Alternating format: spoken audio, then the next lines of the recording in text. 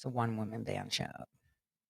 Because now, here's where the receipts come. Sending data. Is it connected? Streaming. Done. Alrighty then. Maybe I should do Facebook too. Let's get that done. Which, by the way, I've had 19,000 followers on my Facebook page without fail, right? For like the past 3 years. It has not even budged. But the New York Times already did an article on that. That's how they advocated to remove me from Twitch. Remember what they said in the article? Don't pay attention to her followers. She's like top of the list in everything, and we don't know how she does it. So, for those of you that are joining us from Facebook and YouTube, I had played a couple of videos, and I did not want to play them on YouTube because today this is a very different Tori Says show where you see my face and you hear receipts and understand exactly what's happening. So over the weekend, for those of you that missed it, I was fortunate enough to actually get Michael Curry in the space with myself because he offered to debate me on this Q thing because he keeps saying he's part of the Q team, right? And to the real teams that are looking out for voices like me, thank you. Now, I don't deserve it, but thank you. Now,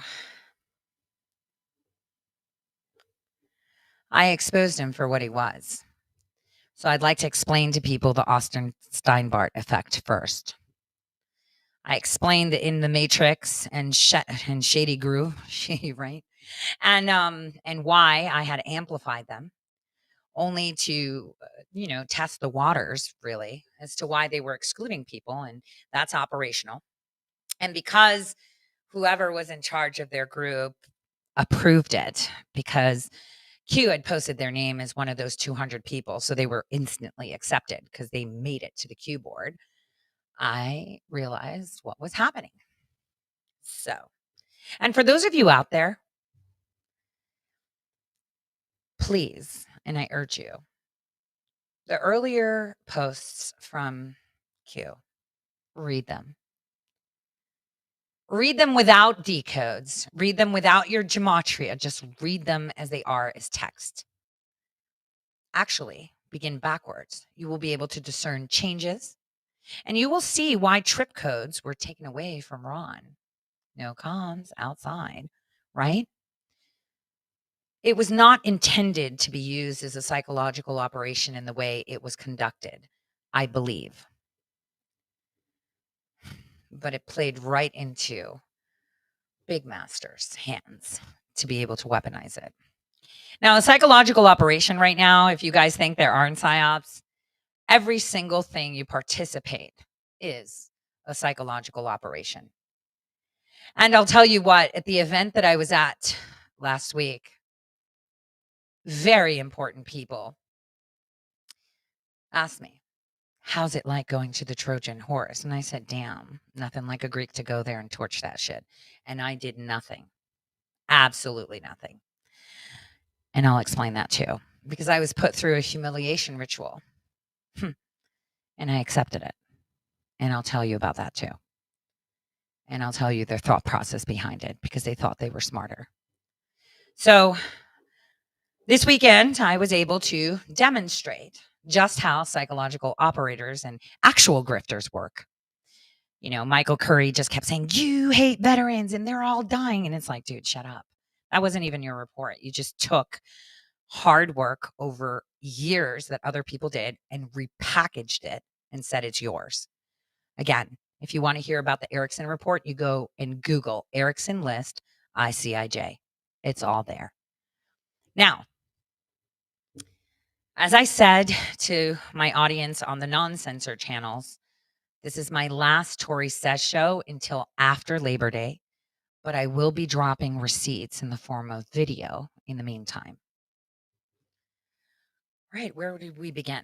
So before we begin on these receipts and explaining to you how all of this is happening, I should explain to you the state that we are in as a people. Now, I prepared for this, no joke. I made slides and everything, but I don't do that. I just can't. I can't do scripts. So, you know what? Actually, here's how I'm going to explain it to you. There's someone that I love very, very much. I'm going to tell their story so you can understand where you're at.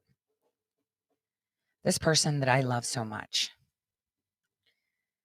when they were a kid, they would play soccer outside with their friends and climb the tree and go to the river and throw rocks, right? While there were bombs exploding and guns whizzing over their heads. They ate maybe once every 3 days. And this is in the 90s. So you guys understand, late 80s and 90s. And it was normal.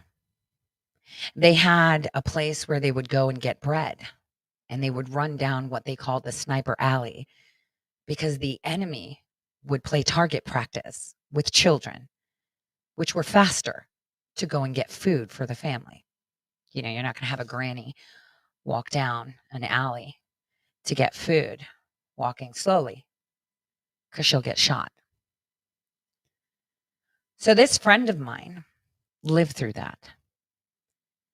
He lived through that. And it was normal for him to see the fires, the trucks being attacked, the derailments, the bombs, the sky red, and the bullets flying. And then one day, someone knocked on his home door, and they dragged him and his family out, separated his mom and dad, and threw them in a camp, a concentration camp, a camp where women were raped and shot. He didn't realize he was living in a war zone until they dragged him out and stuck him in that camp. I want you guys to understand what I am telling you. And now you have derailments. You have fires. You have issues of putting food on the table. You are seeing the skies change color from fires. You. When are you going to realize what's going on? They have given you everything: murder hornets, pandemics, Chinese balloons, aliens, UFOs, non biological human entities that, get this, are not from another planet, but here. And you know what? I have a little bit of a gripe for that.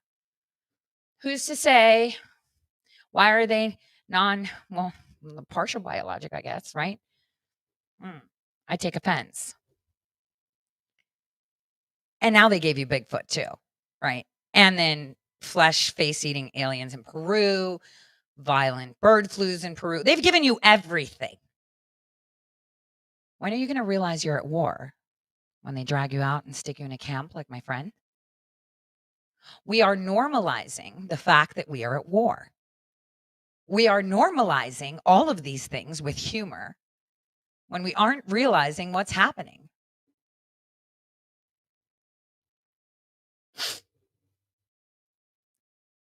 There's military bases being built by Russia at Cuba. Super precise strike attack, right? But let's not forget that the Chinese have a port there too, and in Puerto Rico. But I don't want to get into that. So if you want to know what state you're at the same state that my most beloved at the moment was at when he was playing soccer outside while bombs were going off. When he and his friend were racing down Sniper Alley to get food for their family, not realizing that they could have died. Well, they did, but it was more of a game. This isn't a game. This is real life. And one might say, oh my gosh, this is terrible, right? We're all going to die. Okay. And then what? The only reason any of you would be afraid is if you've done nothing. So allow me to complain while I narrate to you my experience, but I will give you context. So I was invited to speak at Mike Lindell's event.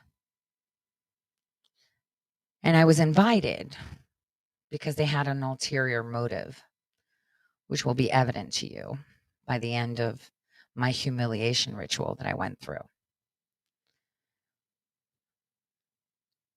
I arrived the day before the event. I paid for my own travel in my own hotel. I also paid the travel and the hotel for my counterpart. And the reason we all went there was to observe like I did last year, but also because I was invited for an ulterior motive to be ambushed, to be humiliated, but I accepted it. See, one thing is you never interrupt the enemy when you're in the position of power, and I'll tell you how. I arrived the night before, and I was with my attorney because and my counterpart because I needed to ask Mike Lindell something in regards to J6 and staff that was bringing in equipment for the media booth. And so we turn up at the back and, we have equipment. And as I enter the facility, hold on, let me see if I can get the picture up. Give me a second. Give me 1 second. Let me pull it up. Is this the picture? Say it's the picture. I don't want to have to do this again. Let me see. Okay, so this person is a person named Michelle, and I'll give you the story on this person later. Super identity laundering, but I want you to pay attention. This person runs what Lindell calls the cause of America. I'll get into the details of that too, because I'm going to show you how one of the biggest psychological operations, how many psychological operations try to hijack grassroots movements, and this is why they hate me. All right, so we enter through the back, and the first thing I hear is that woman literally screeching. I did nothing but appear. I kid you not. And this is the woman that claims she invited me, which she did. But I'll explain to you why. So she starts screeching because I was in the back with equipment to put for the media thing. And I'm like, look, I'm just going with people that are part of this event. Like, I don't know what's going on. I told her, hey, you must be under a lot of stress because it was completely unworded. When I say shrieking, I mean shrieking. And, she gets paid very well for what she does, which we'll discuss as well. And it was completely unwarranted. So obviously asking her the question of where's Mr. Lindell was out of the question, right? At that moment. So I said, you must be under a lot of stress doing all this and everything. And I said, I will have the video for you tomorrow. I do have a draft, because I'm hoping that I can put a video on for the people of Ohio, but it also has information that the people of the world need to see. And, if it aligns, you can air it or you can use it as filler at another time. Obviously, she wasn't going to do that. And you'll understand later. Because I'll tell you where she came from. So I asked her when she looked like she was calmer and we were done doing what we were doing and ready to go. I said, do you know where Mike is? And she's, why? Well, I need to ask him a question and possibly showing him a video. She's like, you're going to send me the video. I said, it's not that. And I don't need a middleman for this. Thanks. Because it's actually privileged information. We actually have evidence that the Biden administration interfered with the J6 committee's investigations. And now Stuart Rhodes and Federique and Joe Biggs are fucked because they suppressed some of this stuff. But at the crux of it too, foreign intelligence was involved. And while people tell you about Ukraine, right, that was my operation too. Well, not all of it, right? I only play the part of the localizing, right? Other people execute. I have to be clear because people think that I have some idea of grandeur. But no, I created the schematics to localize and how we hire assets and which assets we should approach and which ones we can buy off or bribe. So I said, "I don't need a middleman for this. Thanks." And and my counterpart, who very few people have met, and I keep off camera at all times, was like, "Oh no, shit, she's got it out for you." And I said, "I already know." So I'm boggled as to why she invited me. He's like, "You're not boggled. You already know." And to our surprise, Mike Lindell was there. So we kind of went to him. She didn't notice though, but she did at some point. And so he appeared and we asked him about a contract first because there's no need in showing him evidence if he's not privy to it because he can't be a plaintiff, right? So as we were discussing, he answered the question. We were like, dupe, darn it. This would have been fantastic because Mike Lindell needs help. They're sucking him dry.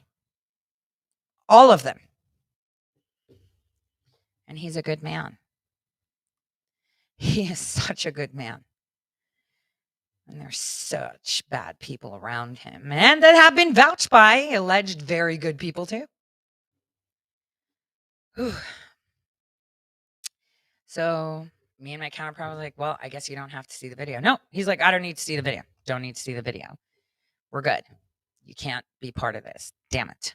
Because I really wanted him to get that retribution. So then here she comes with two of her friends and they usher Mike away into the car.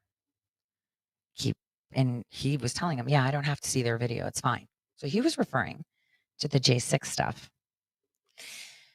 Now, the next morning, again, we come with equipment, and it was equipment for Conservative Daily, actually. Right. And we come from the back. Like, I don't know the rules, right? I'm an invitee. I am the least threatening person to actually invite somewhere. I'm the only person that will not shoot up the place or cause any problems. I was there the year before that. And the year before that, I was on air. So it was kind of weird because the same lady this time shrieked like nobody's business, unprovoked completely while we were carrying things.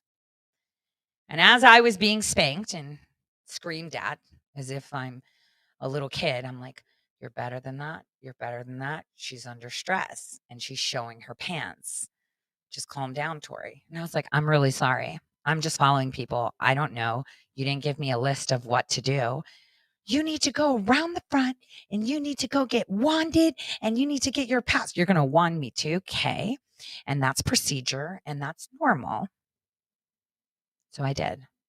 And so did my counterpart and my attorney that was present when that happened.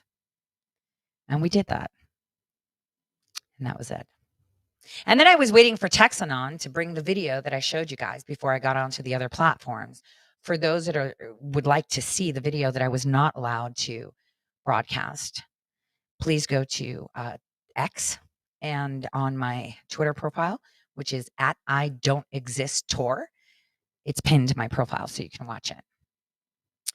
So, and she also threw in, you can't go on stage, she mumbled, with that t-shirt because I had a Free Assange t-shirt on, right?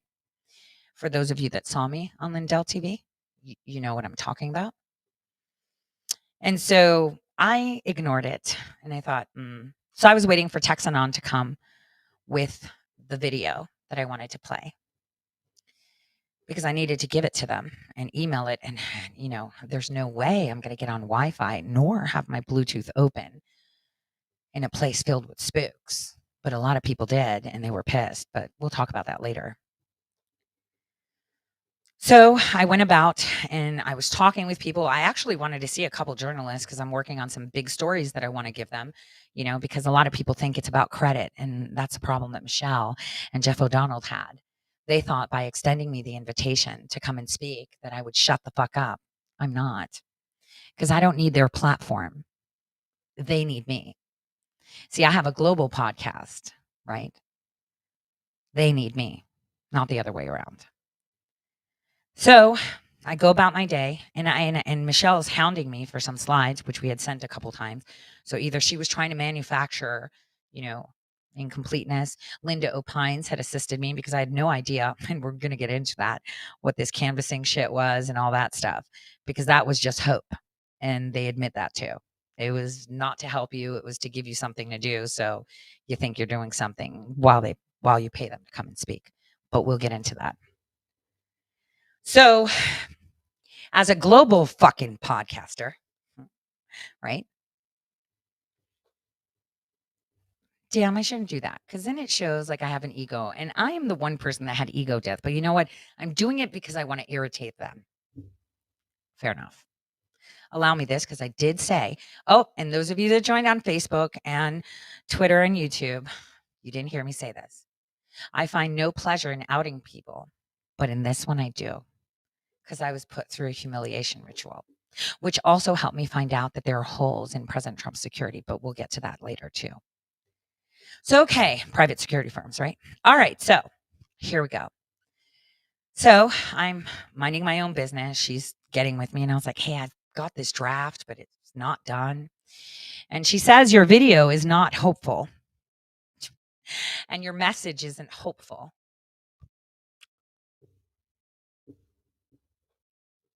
And I was thinking to myself, okay, I'm like super confused. What do you mean it's not full of hope? And guys, all of this was said to me in the presence of others. So there are actual people that can back it up. And, you know, I never travel without my attorney. So, who happened to be a drone attorney. So, figure that, right? I'm trying to collect myself because I don't want to say unnecessary things. So, I'm having conversations because almost every single person on Cause of America used to be in the groups that I created for people to go do their thing. Remember that. Even Michelle was part of my Colorado group to poach Ash for America to handle her into the position she was at. So I'm giving you a little bit of background right there, just so you know. Just park that. So I'm minding my business and I'm sending it to her. And she's like, yeah, Mike doesn't need to see the video. He said that yesterday. And I was like, what?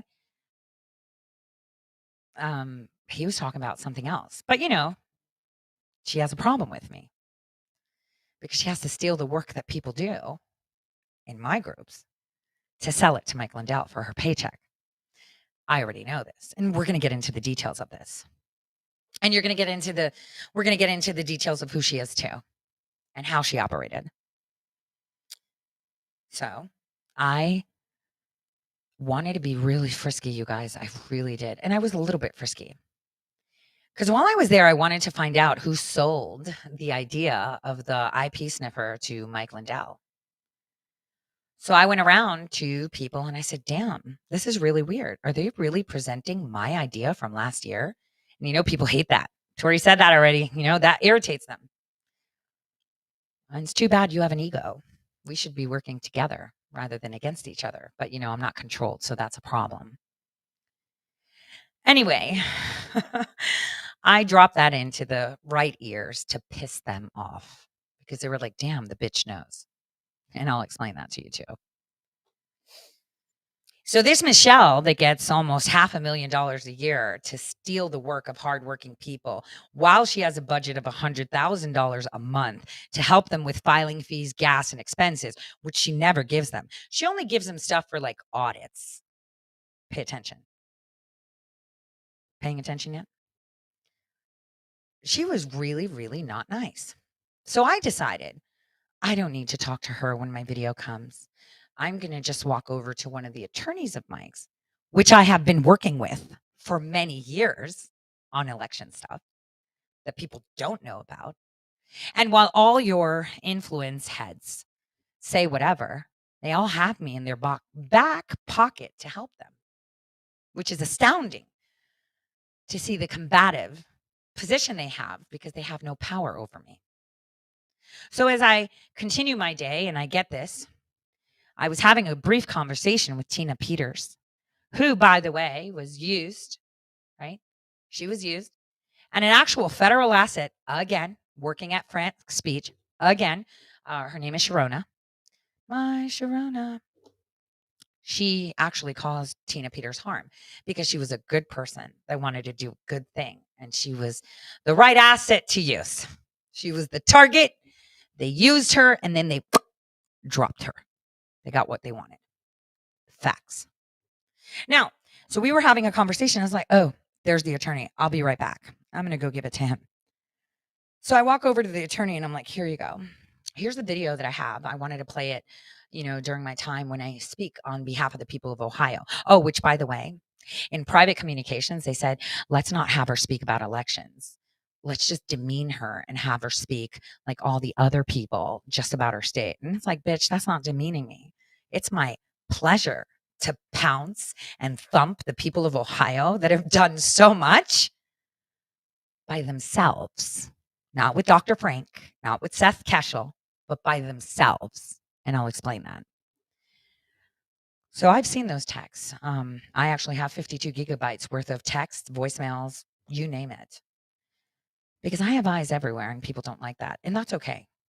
You just better be doing the right thing because then those cards get pulled. So anyway, and I also have another 30 something from other people that just appeared because they were pissed. So I'm sitting to the attorney and I'm like, here's the video. My video guy just brought it. Have Lindell take a look. And if it fits with his theme, then that's great. If not, you can use it as a filler later. Here you go. So I'm talking with the attorney. And that woman gets up and says, he saw the video and he doesn't want it. And I was like, how did he see the video if I didn't have the video? Like, guys, I'm not kidding. That's the way she acted. And then she was like, you said you didn't need a middleman. Oh, she was butthurt because I told her that I didn't respect her authority. Reminding me of that cartoon, Cartman, South Park. Respect my authority. Only in a really witchy manner, right? You get my drift. So anyway, I then looked at the attorney and I was like, who does she think she is? And why does she think she's allowed to talk to me the way she does? And the attorney said, oh, she's under a lot of stress. I said, that is no excuse. Okay. And I said, just get it to Mike. She was like, take care of it, XYZ, which is the attorney. He witnessed it. I didn't talk to her. I ignored her. She scathed because she already knew that I knew about their big plan, which, by the way, is well documented that we did this last year. And a lot of you gave me your results of the Wi-Fi sniffing. Just saying, it's on ToriSaid.com. But, as I've said before, evil is not creative. So, and we tested it. Remember, guys, how many of you went out and sniffed your Wi-Fis with the app and how I told you to do it? And we saw the masking of the Wi-Fi and the jumping, right? Shit. This is so bad. They're constantly giving potatoes to Mike Lindell, constantly fucking his shit up. Okay. I need to, let me get some coffee. All right. So in the meantime, I have this guy named Patrick Kolbeck that also works for Cause of America. Well, he's like, yeah, so we're not going to play your video. I was like, fuck, no one's seen this fucking video, right? Why are they so obsessed? And which one are they talking about? My J6 evidence or the fucking video that I want to play? So I'm just playing along and playing dumb as much as I can, right? And he's like, you need to follow the script. We're going to give you a script and you're going to follow the script. And I was like, the fuck I am. I don't do scripts. Well, you need to stay and follow the script. And I was like, I'm not going to follow the script. I'm going to thump my people the way I know. And hence why I was ignoring Brannon, who I really don't like because he's handled too. So, for me, I found it extremely distressing to be told that you won't speak unless you read the script. And so I told him, fuck your scripts. And I also told him, you guys are going to fucking showcase something I put out over a year ago and tested with my listeners. And you guys siphon money to create a fucking device that he doesn't even need, that will cause us issues, where now they're going to pass regulations. You're not allowed to have electronic devices within 100 feet of a voting location. Gee, thanks. So At one point, I'm back in the area because I'm going to meet with a journalist to talk about a very big story that I couldn't have gotten with. We're talking bank transfers with USA to an ambassador, really, really nefarious stuff with verified bank accounts and amounts. We're talking millions. And so I don't want to be the one to break it. I feel like I always have to do everything myself, and that freaking sucks. So I wanted to give it to a journalist that I know is fantastic and is my friend and understands exactly the method to my madness because a lot of people don't. But here, you're going to see how it works. So at that point, a very amazing person, her name is Sarah. She's been with Mike for like 27 years. She is as cute as a button. She was on the receiving end of my snark, though. She comes to me and she had two muscle guys. Get ready for the humiliation ritual, guys. And I'm standing there and I know that my reporter friend is talking to someone else. So I'm like, I'll wait for her to finish. And she says, "Hey, so we're not going to play your video." And I'm thinking, why the fuck is everyone so obsessed? But okay, I'll play the game. Okay, I know that.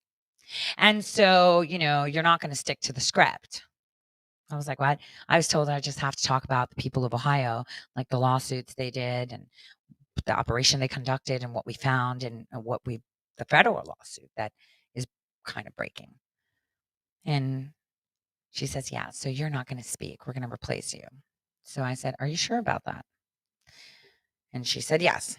And I said, "So I spent nearly $5,000 in travel expenses to come here, invited by you, and I'm not going to speak."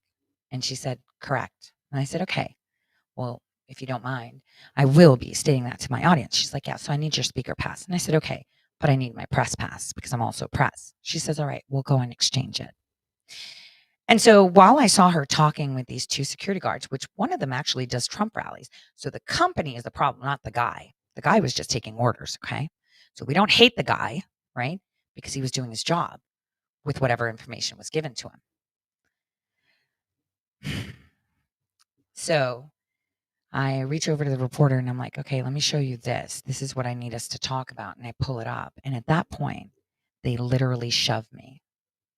They shoved me from the back of the green room all the way to the front in front of everyone.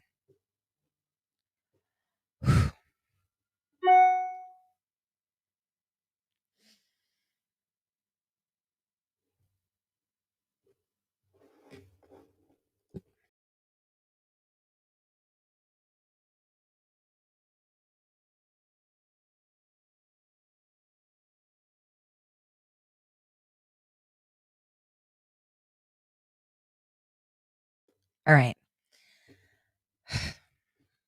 So I was really embarrassed in front of journalists, in front of the people. And I thought to myself, I'm not going to cry. I'm crying now because I don't care. But I am going to be fine. And I guess I have to go through this to see what's going on. Right. So by the time he humiliated me with his buddy, Muscle, taking me out to the main floor, I was like, you know what? I'm not going to put up with this anymore. I was like, "Listen, buddy, I'm going over to the booth. Here's my fucking pass. Bring me my press pass." He was pissed because at that point, I was like, "All right, I did the humiliation ritual for this bitch, and that's about it. I'm going to do." And I had to eat it and swallow it because I didn't want to make Mike look bad.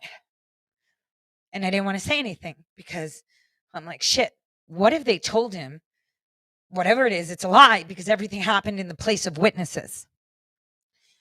So I went to the booth. Oh, allow me to rewind. My exchange with Sarah, something I omitted. I said to her, "I will tell my listeners what happened." And she said, "Is that a threat?" And I was like, "Are you threatened by the truth?" And, it's like, what? So I accepted it and I took one for the team. Remember, every single person in Cause of America are from my Telegram groups that they poached for their psychological operation. Actually, a paramilitary operation with the facade of grassroots, which I will explain further. Ooh. So I was there They were looking for another speaker. Apparently, they wanted Dr. Frank. Fuck's sake. And then Mike was like, "Why isn't she speaking? I invited her. No one is going to remove her. I invited her. Who made this?" So then all the catty bitches got together to draw whatever story they wanted, even though everything was witnessed by other people that could be refuted. Even Tina Peters saw it, and other people saw it. But they all do this loyalty thing when it's a psychological operation because they were terrified. And it's like, nah, man, I'm here to watch this Trojan horse. And I'm here to see how you're going to destroy Mike Lindell. And either way, her handler's in Chicago, but that's another story. We could talk about it a little bit later. So Mike said, no, she's speaking. She came all this way, spent her own money, and I invited her, and you told her no, she's speaking. So then Sarah came and said, do you still want to speak? And I said, you don't have a choice. So then I gaslit them, right? I don't even remember what I was saying because I was so pissed. Guys, I was so pissed that I had to be humiliated like that. But it was nice to see them eat crow that I had to speak. So for those of you that actually saw me on stage, get this. So after they were told that I must speak because Mike said so because he invited me, they still treated me like shit. So behind the green area where people would sit down and wait their turn, the guard was like not one step further. So I was supposed to sit by the garbage in the back like a leper, right? Because he said so. And my attorney was with me and he's like, he said not one step. And I said, fuck him. I'm going to take a seat because this is unacceptable. So I sat down and I waited for my turn. And then they told me that I'm only going to have that. And the voice of God is going to announce me. And then I'm going to go and talk. And as you guys know, I mentioned, hey, Brandon, nice tan.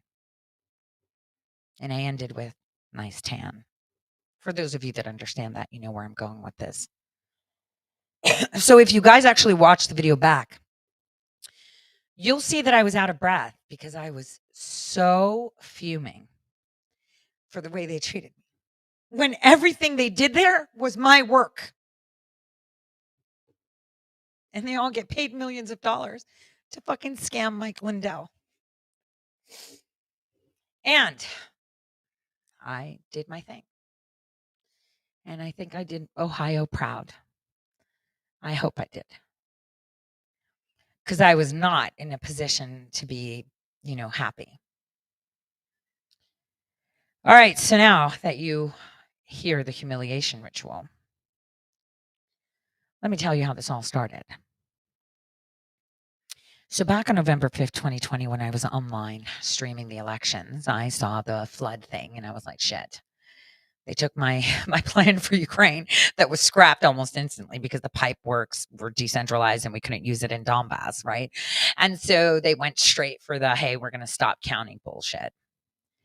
And I freaked out and Twitch cut my feed. They had never done that before.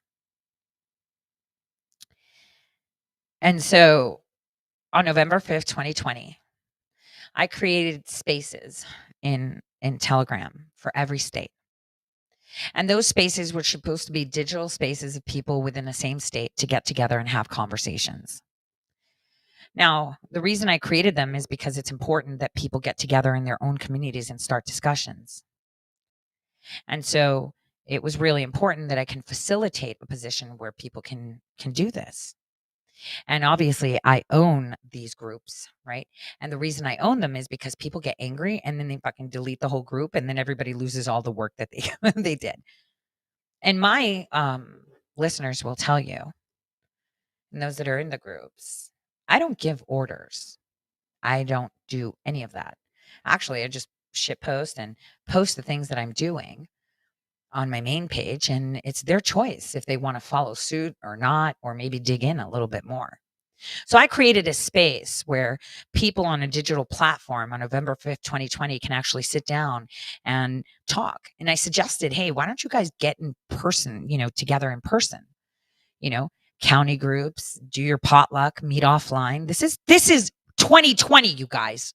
All right. So I created these groups and they all went. Now, on top of that, obviously, I had feds come and I let them. Again, you never interrupt the enemy. See, if your intentions are bad, you will be exposed regardless. You will be recognized by your fruit. So different cells were created to target certain things. So at one point, like the Texas group had a shit ton, thousands and thousands of people that then decided, holy crap, we're being infiltrated, and created private groups amongst themselves. I've met them. And Texas is fucking amazing. They've got over 25 lawsuits going on in elections that no influencer has touched. And they won't talk about because they're not making money on it and it's not their idea. You see how that goes? So because we actually have it in a court record that the machines weren't certified in 2017 and 2018, but they won't talk about it because it wasn't their idea. And then it gives merit to the fact that I had stated it. And I don't play games and I do not want psyops. Therefore, I'm not a team player. The only time I'm not a team player is when you're asking me to play a game. I learned very, very quickly that if you refuse to play the game, that's how you fucking win. So we created these groups. This calls for a cigarette on November 5th, 2020. And they were actually infiltrated. Infiltrated. I shouldn't say that. But they came to watch, good and bad. And I noticed what we notice on The Lord of the Flies. Have any of you read that book or no? The sustenance of it, the core of it is that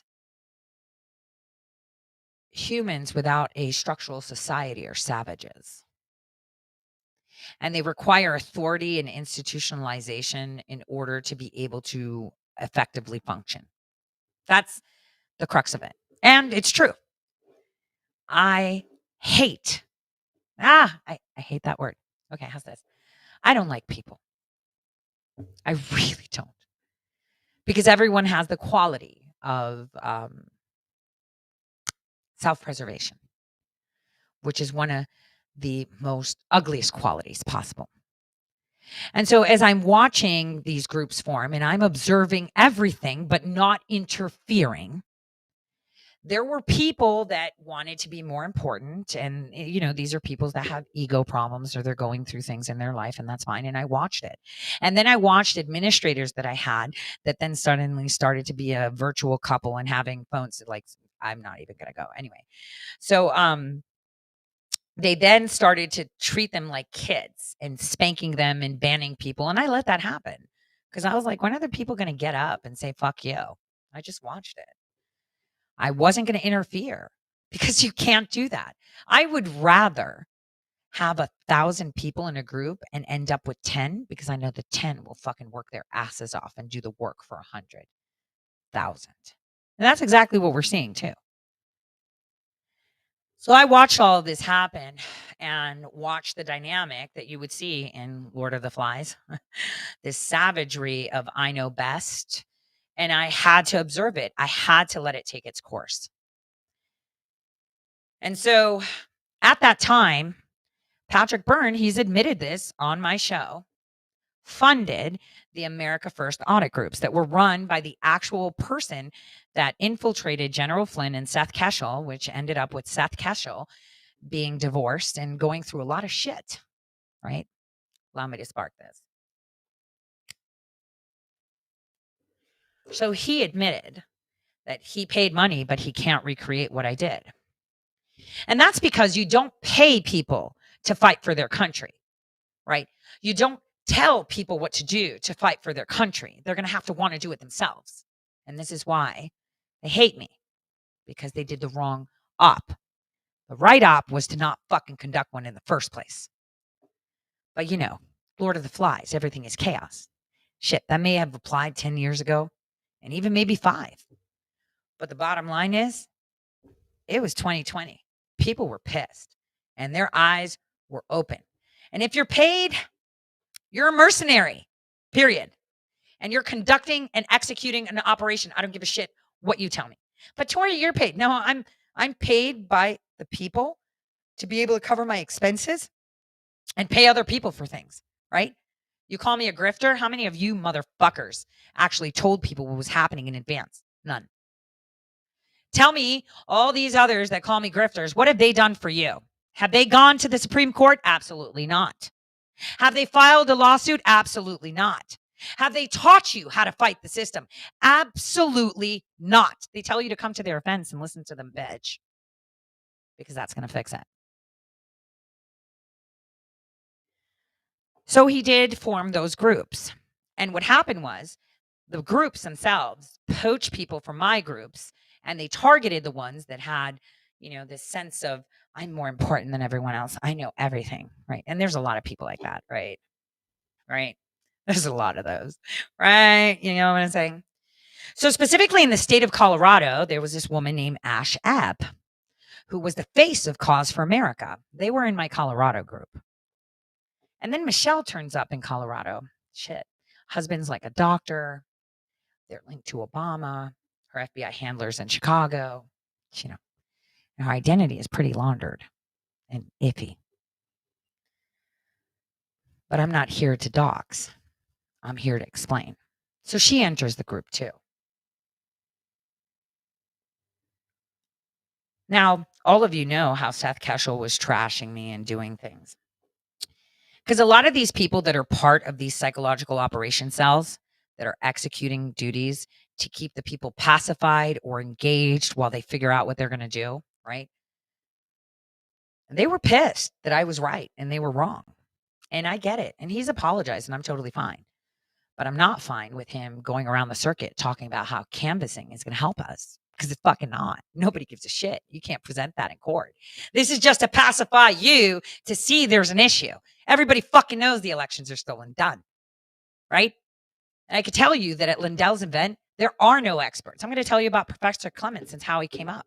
Now, my boyfriend wanted to throw hands with him too because of the shit he talked. But he apologized about that. I mean, he had no choice. I'm trying to prop this phone up so I can see my Rumble chats on my phone at least because I can't see them on my screen. So anyway, the America First audit groups, how they started was like that. They were paid, they installed people, they poached people from the groups that were, just had big ideas about themselves, right? And then they went and they would say, Tori's doing great work. And then it changed. Josh Mayer changed, assets always show their ass. So that is the group that was run by Seth Keshel and Professor Clements. Now let's go to Professor Clements. February 2021, my listeners reached out to Professor Clements. And this is why he was recruited into the psychological operation and then got chewed up and spit out. And he did the job that he had to do. Now, but he did a great audit. Yeah. The devil's going to do some good shit for you, right? The person that's infiltrating you will come in, right? Will come in and do something fantastic for you and then fuck you, right? That's how you get in. You just need your foot in the door. So that way they can trust you and embrace you. Because Jeff O'Donnell has been sitting by starting this fucking bullshit raccoon army, right? Blowing smoke out up Lindell's ass, telling him that this device is going to save the elections. No, getting rid of the machines is going to save the elections. And this sniffer is something that I already did. And you took it from me and then went to get money from him when it's open source. I have that shit on GitHub. So I digress. Sorry. I'm going to stop. All right, then. So where was I? When I get angry, I just completely fucking blank. Okay, so America First audits, right? Whew. So Salty Lulu, that you all know, fucking outed text messages, tried to paint General Flynn as a skirt chaser and destroyed Seth Keshel's life, which, by the way, I had warned Patrick Byrne from before. And at that point, when he realized that I was right, he denounced them. But you know who was running them? Professor Clements. That's where I was at. Just reminding myself. So my listeners were filing quo warrantos in February of 2021. This is while people were still with their thumbs up their ass. We were actually getting to work, right? And I filed one too, right? Everybody filed one. There were multiple ones in some states, everywhere except for Mississippi. I think the Marshall Islands filed one. Puerto Rico filed one, right? They all put it on the record. By what authority are you sitting in your seat because the elections were rigged?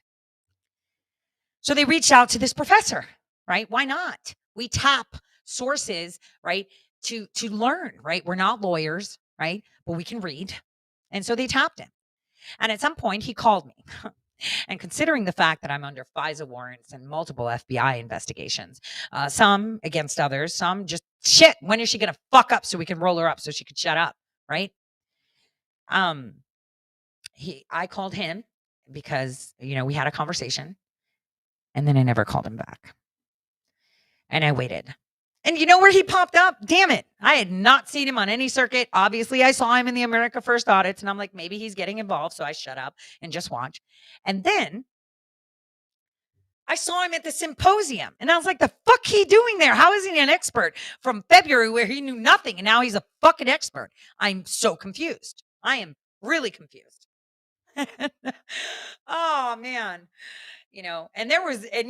There's like, I have haters like you never, like, seriously. And this is why I don't do video, because they'll just use that shit, pause it on a really ugly face and share it. And I hate that.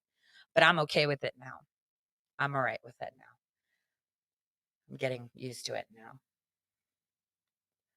So anyway, I see this and I'm like, holy shit. Then I see Ron Watkins and he was showing a script on the screen that was evidently from a CAC card, but whatever. And I'm watching this and I'm talking to the red team and I'm like, what the fuck is going on here? Right? The red team. I was talking to them, but I'm a grifter. I don't know anybody. So I'm like, what the hell is going on here? Are you guys bombing, like totally destroying Lindell right now? Like, what is going on? Right? So then rumors started. Mary Fanning, Dennis Montgomery, bullshit. We know best. But in the meantime, this Michelle lady had taken this Ash for America person and started grooming her. And so then Ash for America went and sold the idea with Michelle to Mike Lindell, and she became the face of Cause for America. Right? I was like, damn. And she was getting paid like $300,000 a year to take the hard work of individuals and sell it as her own work. Look what I organized. Fact check me.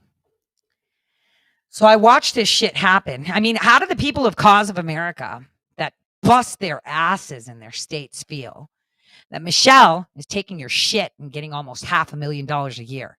How do you feel that she has a budget of $100,000 that Lindell allocated, right, to give to you, people of Cause of America, to pay for your fucking gas and your filing fees and everything, and she pockets that shit? Or maybe not. She may not be pocketing it. So where's the money? Because that's $1.2 million at least a year on top of her salary. Like, these are facts. Fact check me. So anyway, this Michelle person, who's actually a handler, used Ash, but Ash isn't that smart, right? Now she's at Badland Media, another psyop right there, right? With that thirsty guy, John Hendren, who used to call himself Patel Patriot because he was like totally sweating Cash Patel because he wanted to get acknowledged. And it was so ridiculous. And I can't even believe that grown adults would actually consider him a source for anything. Okay. So I have pretty much, I forgive Ash for what she did. It's not her fault. Get this. Oh, well, after seeing pictures with Enrique Tarrio, I have to take a little bit of that back. Okay. Take it back just a little bit. But she could have been just just a person that was overly excited, to help her country. And, this Michelle groomed her really well. And they all had accounts in my Telegram, which I watched carefully. We all watched them carefully, watching how they would poach the work and then add some shit on it and say it was theirs. Hard work that people were doing in their state groups. That's why I was telling them, hey, why don't you guys just fucking get together? Then we had the Steinbart op come in, right? And try to ping in. They wanted to fuck California, and they did, right? And so I was just watching all of this because you should never, ever interfere, ever, right? Because then you lose the plot. You need to see who's doing it, why, and figure it out. So you just got to watch this. This is why it's hands off. No, I don't. So anyway, when Mike Lindell and wait, hiatus. So then after the cyber symposium, I found something quite interesting. I found that Brennan House, who was in charge of the data, was actually selling data, and I'll tell you how. So as you guys know, I have been investigating J6 from the get-go. I was boots on the ground. My guy was documenting everything OSINT. And I wanted to buy some data. And the data I was offered was data from people that registered with Frank Speech. And so I fucking freaked out. I think I said it on my show 2 years ago. They're selling the data. And then I saw that the data was being sold to an old Stratfor cell, which is Alex Jones Infowars. That's why you were seeing Frank Speech media on Infowars, right? So they were selling the data, but it wasn't stripped correctly because the data that I was going to purchase when I asked for a sample had emails, date of births, names, address, the whole fucking 9 yards, and the last four of the credit card they used for if they ever used it. So I was upset because we have a problem, right? So I saw the data go there, and then that same data is being given to Pete Santilli, who's a front for a telehealth company that's not really his. I think it's like Roger Stone or one of the or Joe Flynn's. I'm not sure. I may be wrong on this, so don't quote me on it. But he did get that data too. This is why they don't like me, because I tell that to their face. So what I did was I contacted Joe Altman. As you guys know, Joe Altman is one of the biggest data aggregators next to Google. And he has shown me how he strips PII. PII is very important. Let's be honest, everyone sells data. They sell demographics because that's how you know who you sell your cake and your fucking shoes to. Okay. But what you have to do is protect information. You should be giving things like sex, age group, and location, right? That's it. So I told him that. And Joe Altman assumed the contracts for Brandon House. Fact. So he fixed it. He came in and fixed it. So that's that. Because I've seen the way he does it, and it's exceptional in the sense of as much as it can be, you know, it's a good thing. So they know I know this. So now let's move on to Ash was being burned. And so Michelle stepped up and took on her role. But she continued, and most of the people in her Cause of America group are also in the groups that have been set up by grassroots, actual grassroots, the ones that nobody comes in and say, all right, we're going to do this, all of us at this same time. Oh, I can suggest all I want. But there are state groups that are like, nah, man, Tori, that shit doesn't work for us. We're going to do it this way. What do you think? And they'll ask for advice from everyone. Because, in my groups, I don't just have moms and retirees. I have doctors. I have nurses. I have lawyers. I have people from the Library of Congress. I have retired military, active military. Okay. They're not stupid. My audience is actually very well educated. And so she started doing it. And, obviously that was her job in the first place. So she had to put herself on it. I mean, for all of y'all ladies out there, I don't even want to show up because there's family members. I have a whole file on this chick. Okay. Let's just leave it at that. But if my husband was such a renowned surgeon, the fuck, I'd be sipping martinis in Costa Rica doing the whole mom thing. You get my drift. So anyway, continuing on. So this is how Cause of America was created after America First audits failed to be a psychological operation that Seth Keshel and that PSYOP group thought was for their benefit. It was actually to destroy General Flynn and Seth Keshel, something that I told Patrick Byrne was going to happen. And they ignored it until it happened. So that's how Cause of America was created. Now, let me explain to you. Oh, you know what? I actually have a picture of that slide. Let me share that. I should share that. Let me do that quickly. Let me share that with you guys. I think I have a picture of that slide. Do I? Please tell me I do. Is that the image? No. Is that it? Oh, no, it's not. It's another image. Hold on. Let me see. Okay, I gotta find it. Let me just pull it off my folder here. So paramilitary groups, I just want people to understand what they are. And it's a big deal. I can't find it now. It's a big deal because basically what you do is compartmentalize and then you mask your true intentions, right? And this is how you do it. So, like paramilitary movement, it operates with a grassroots facade. Grassroots means that you organically do it. We've seen it in BLM, we've seen it with the Sunrise Movement, Momentum, right? Where these are people, and that, that actually really upsets me. The actual core of the Black Lives Matter movement, which are people that love, um, to voice their content station to what is going on and how they're treated, right, is really important. Because if anyone wants to say that there isn't systemic racism, you haven't been paying attention. You have to remember that COVID was racist so that the minorities can go first and get this vaccine. Well, we've all seen that movie before.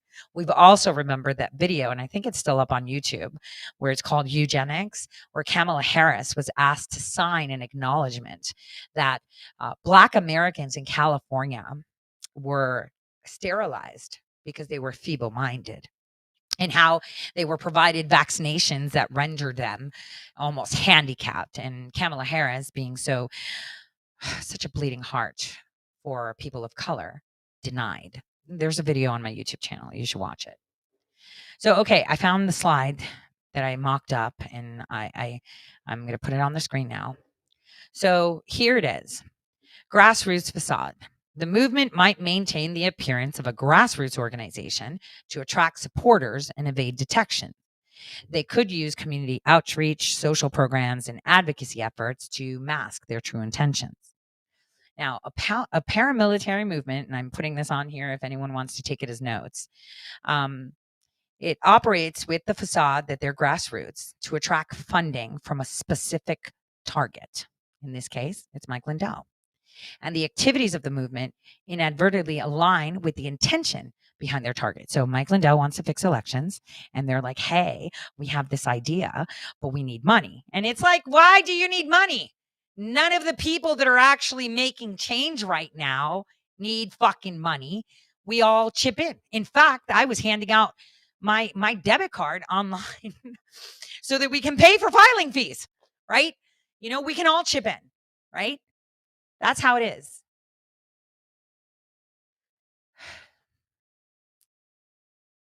This is so fucked up. And I know a lot of them wish they would have embraced me, but it wouldn't have worked then either. I've been fighting on my own in the darkness. I give zero fucks. So there are psychological operations being conducted. Cause of America. I'm just thinking, like, I met all these people. These people used to be in my group. They're like, we used to be in your group, and I'm like, but what? Now you're submitting your group, your state group's work to her, who gets paid to say that she did it when it's not hers. So now you understand where the beef is with all these psyoppers, because they can't replicate what I created. And the only thing I created was an environment where people can actually sit together and talk. And all they did was infiltrate and divide and start these cultish things. Actually, don't they call President Trump's base a cult too? And that's because people love him because he speaks the truth. And that's a big problem for people, because we've got to stick to the script, right? Now let's get to this device and the real reason they invited me. About a week ago, I was supposed to be testifying in a case in Texas where we actually have cornered the DA of a county to actually show his cards and say that the machines weren't certified and they had no certifications on file. This is amazing. And this is done by a grandma, right? That no one paid, that did it on her own because she wanted to fix the problem and self-govern. And that's exactly what we've been doing for the past couple of years together. So here's the deal. Here's what happened. Jeff O'Donnell wanted to reach out to me and speak to me, probably because he was nervous, because I was coming. And this is why Michelle suggested to invite me in the first place. Well, this bitch just wants attention. So if we bring her here, she won't attack us. Fuck you. I don't need your platform. I've got my own. I get more views than any of your shit. So Do you need me? Yes. So, um, fuck, when I get angry, I've got to pause because, like I said, today is a little bit different because it's personal. Like Michael Curry, I give 0 fucks. But this is kind of personal because they humiliated me. I can't express the humiliation that I was put through. And if Mike Lindell knew how they humiliated me, right, I don't think he would be okay with that, especially when they lied, right? So this is why she invited me, and there's evidence of that, right? They invited me because they took the Wi-Fi sniffer idea from me that me and my listeners conducted last year. And what we determined is that they were masking the Wi-Fi IPs. They would swap out some printers. Some would show as printers, but when you actually look it up, it was a DHS fiber line. So that was really weird.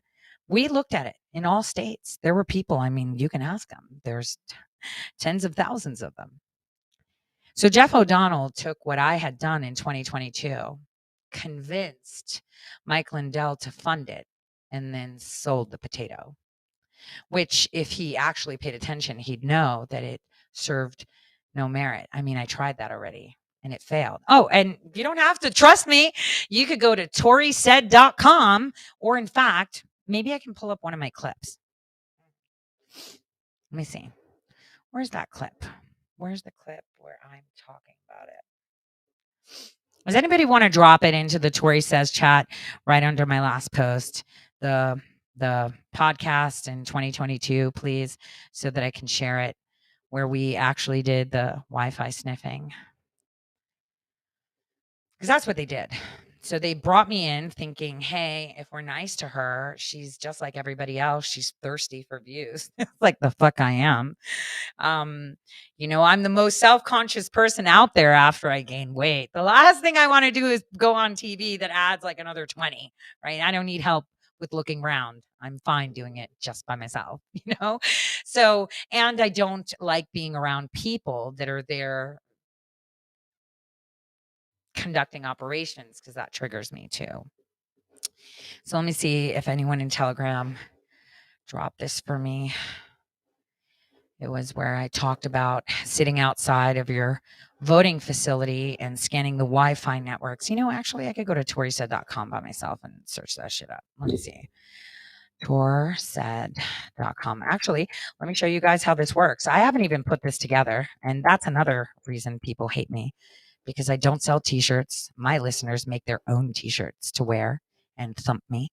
And I never built this site. Some guy did, where he has archived every single article and podcast and anything that has remained online and alive so that people can search. Because as you'll see, I talked about the vaccine and graphene way before any of your talking heads. I've been giving heads up for like forever. Elections, Wi-Fi, 2022. Maybe that'll come up like that. Let's see. Elections, Wi-Fi. Is that how it goes? Someone. Oh, thank you. But that's on Rumble, right? Let me see if I can grab that link. Loan. Thank you. Okay. Thank you. Because this is what happened there? Okay. So this is actually citizen made. I didn't make this. And here we go. So I got it. Thank you, loan. So where is it? Is this it? Is this the one? Ukraine. Where's the Wi-Fi sniffer? I don't see that. Let me check if anyone else found it. Zoros. Oh, it's posted here. Let's see. Because I'm not coming and saying things, because a lot of people are like, yeah, Tori said it. No, I fucking did. Oh, there it is. I see it. Thank you. I just saw that. Thank you. Thank you, Zorro, for sending that. I appreciate you. Because these are people that actually tried this, okay? It's not like we're just making this shit up. People actually worked really hard to do this and demonstrate this. So, where is it? I saw it down there highlighted when I loaded it. Other trackers like Wi-Fi sniffers on your public phone connection capturing identity. Wait, this is from another episode. Is this from 2022? Yeah. I don't know. Let me check. I can check. I'm looking for a very specific one, but I'll be patient. Let me just check. And this is how I check. I just click on the link, just so you guys know, and it'll take me to this page. So if ever you want to hear on a part, this is from 2022, July 8th. That's right. Let's see what I said at that point.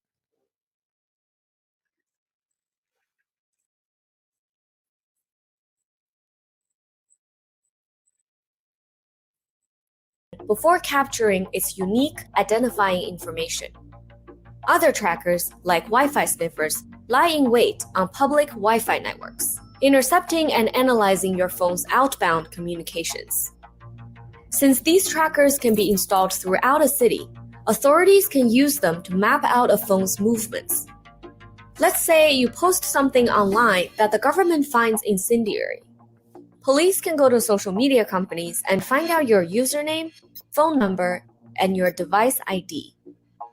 They can then look up that device ID to see what the trackers have captured. This way, police can find out where you've been and where they might be able to find you. These trackers can also exploit weak security practices and might be able to screen the apps you've installed. And those apps can say a lot about you.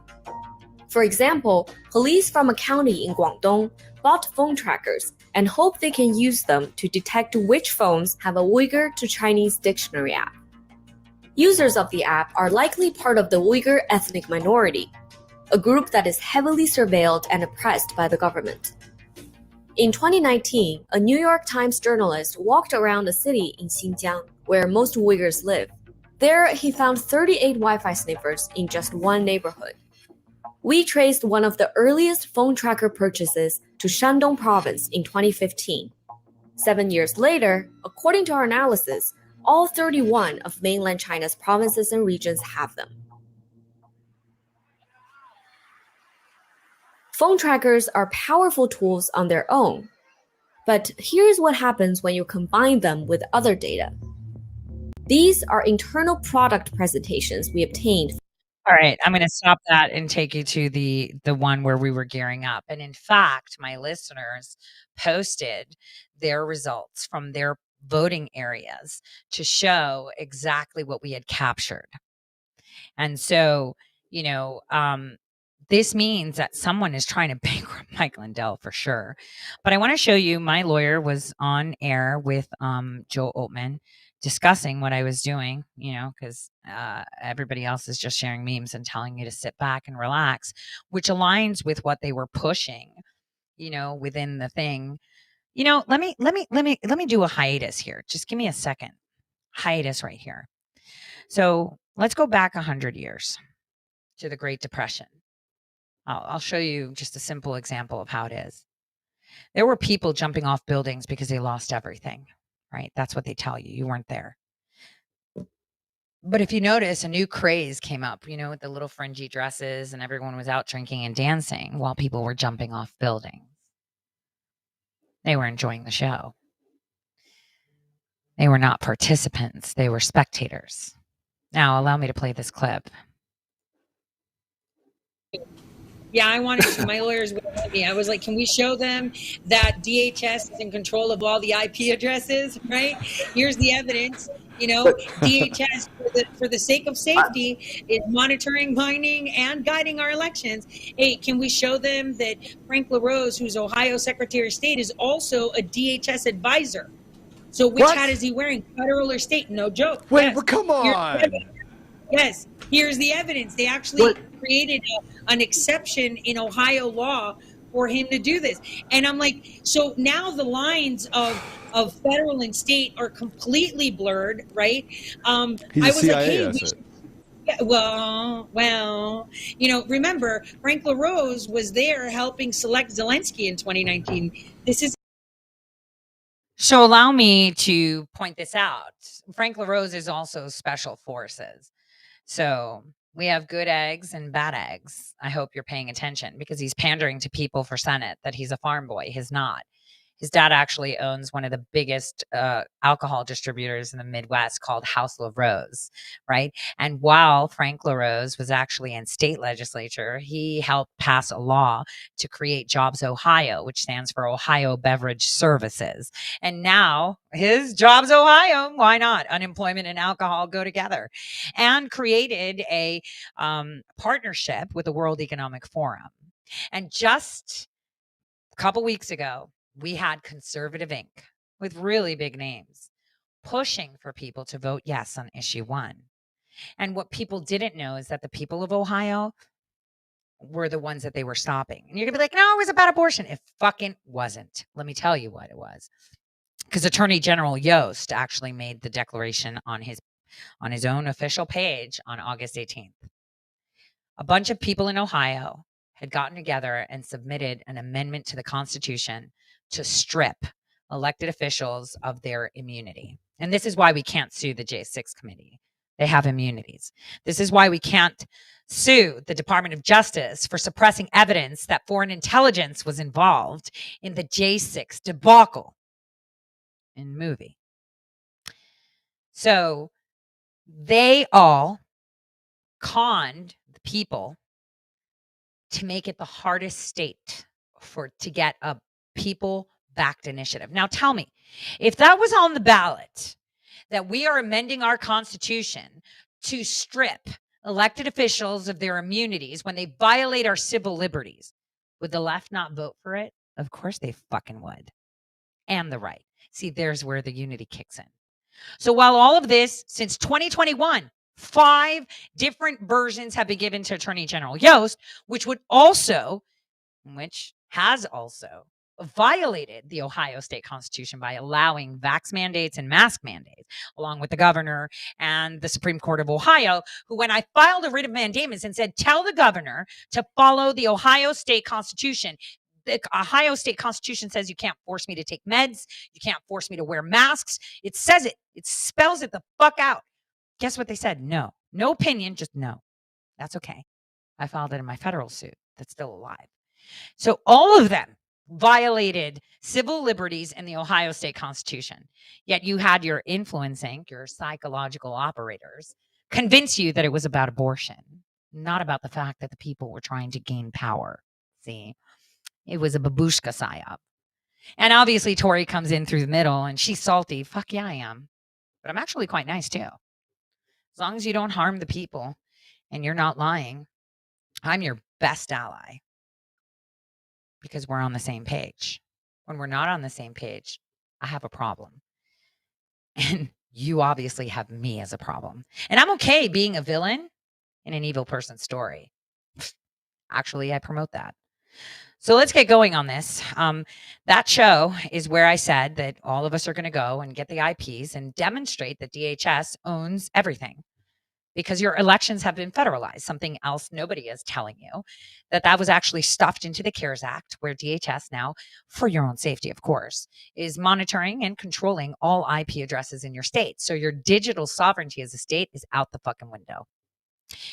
Now, I also want to show you how psychological operations work. They want you to focus on whatever they want you to focus on so that you're not focusing on anything else. That's why I said we've got fires, we've got derailments, there's so many distractions. Human trafficking, child trafficking. You're going to be like, that's serious. It's totally serious.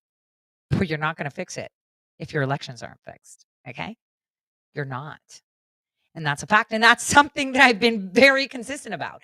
And anyone that was following me on Twitter before the 2016 elections, in 2015, in 2016, in 2017, you know what I did in 2017 that hardly anybody knows about?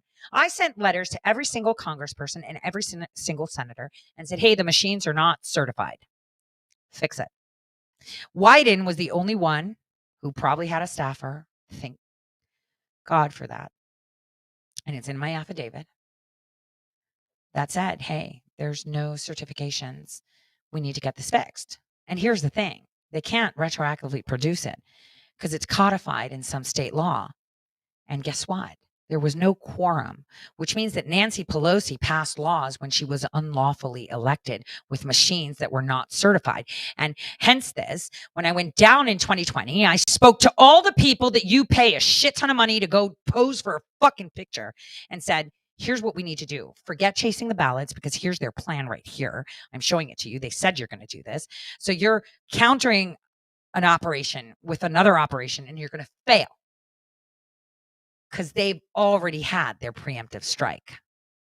And they all looked at me. We don't know who you are. Doesn't matter. What am I giving you? I'm giving you the whole enchilada. I'm telling you that the only way to win is to say, well, hold on a second. We just realized that 2017 and 2018 are not valid elections. And I said, and at the end, we'll be only with 56 senators. And they said, Tori, that'll be chaos. And I said, do you have any idea what's coming? And they all looked at me like, right. Because what was coming is them making a fortune on the talking circuits, right? That's it. That's basically it. That's why I don't go to events, right? I don't go to events. I don't need anyone to venerate me. I'm pretty fine on my own coattails. I don't need any bitch. And, to say something, a lot of people know I have beef with Roger Stone. And I think I addressed this before I got on these channels. So allow me to reiterate. I don't hate Roger Stone. I'm angry at Roger Stone. Okay. He's a fucking genius, right? He is a fucking genius, but he messed up. He tried to implement a plan that would have worked 10 years ago. That's definitely not working today. And he should have seen the writing on the wall when they sued him in Ohio in 2016 for trying to push the alternate elector 2016 Stop the Steal. Okay? Facts. So that's why I'm angry at him. And I am actually angry that he used a child grooming asset that is completely, with the Habsburg jaw, and the way he talks, because he's literally a narcissist. People are like, you're a narcissist. No, I'm not. I'm actually very self-aware of myself. I know exactly what I have done. I know exactly where I stand. And I know exactly the knowledge I have. I don't need you to validate that I am right because I already know I'm right. But he does. He needs to be. He's I'm sorry, I can't even talk about characters like that.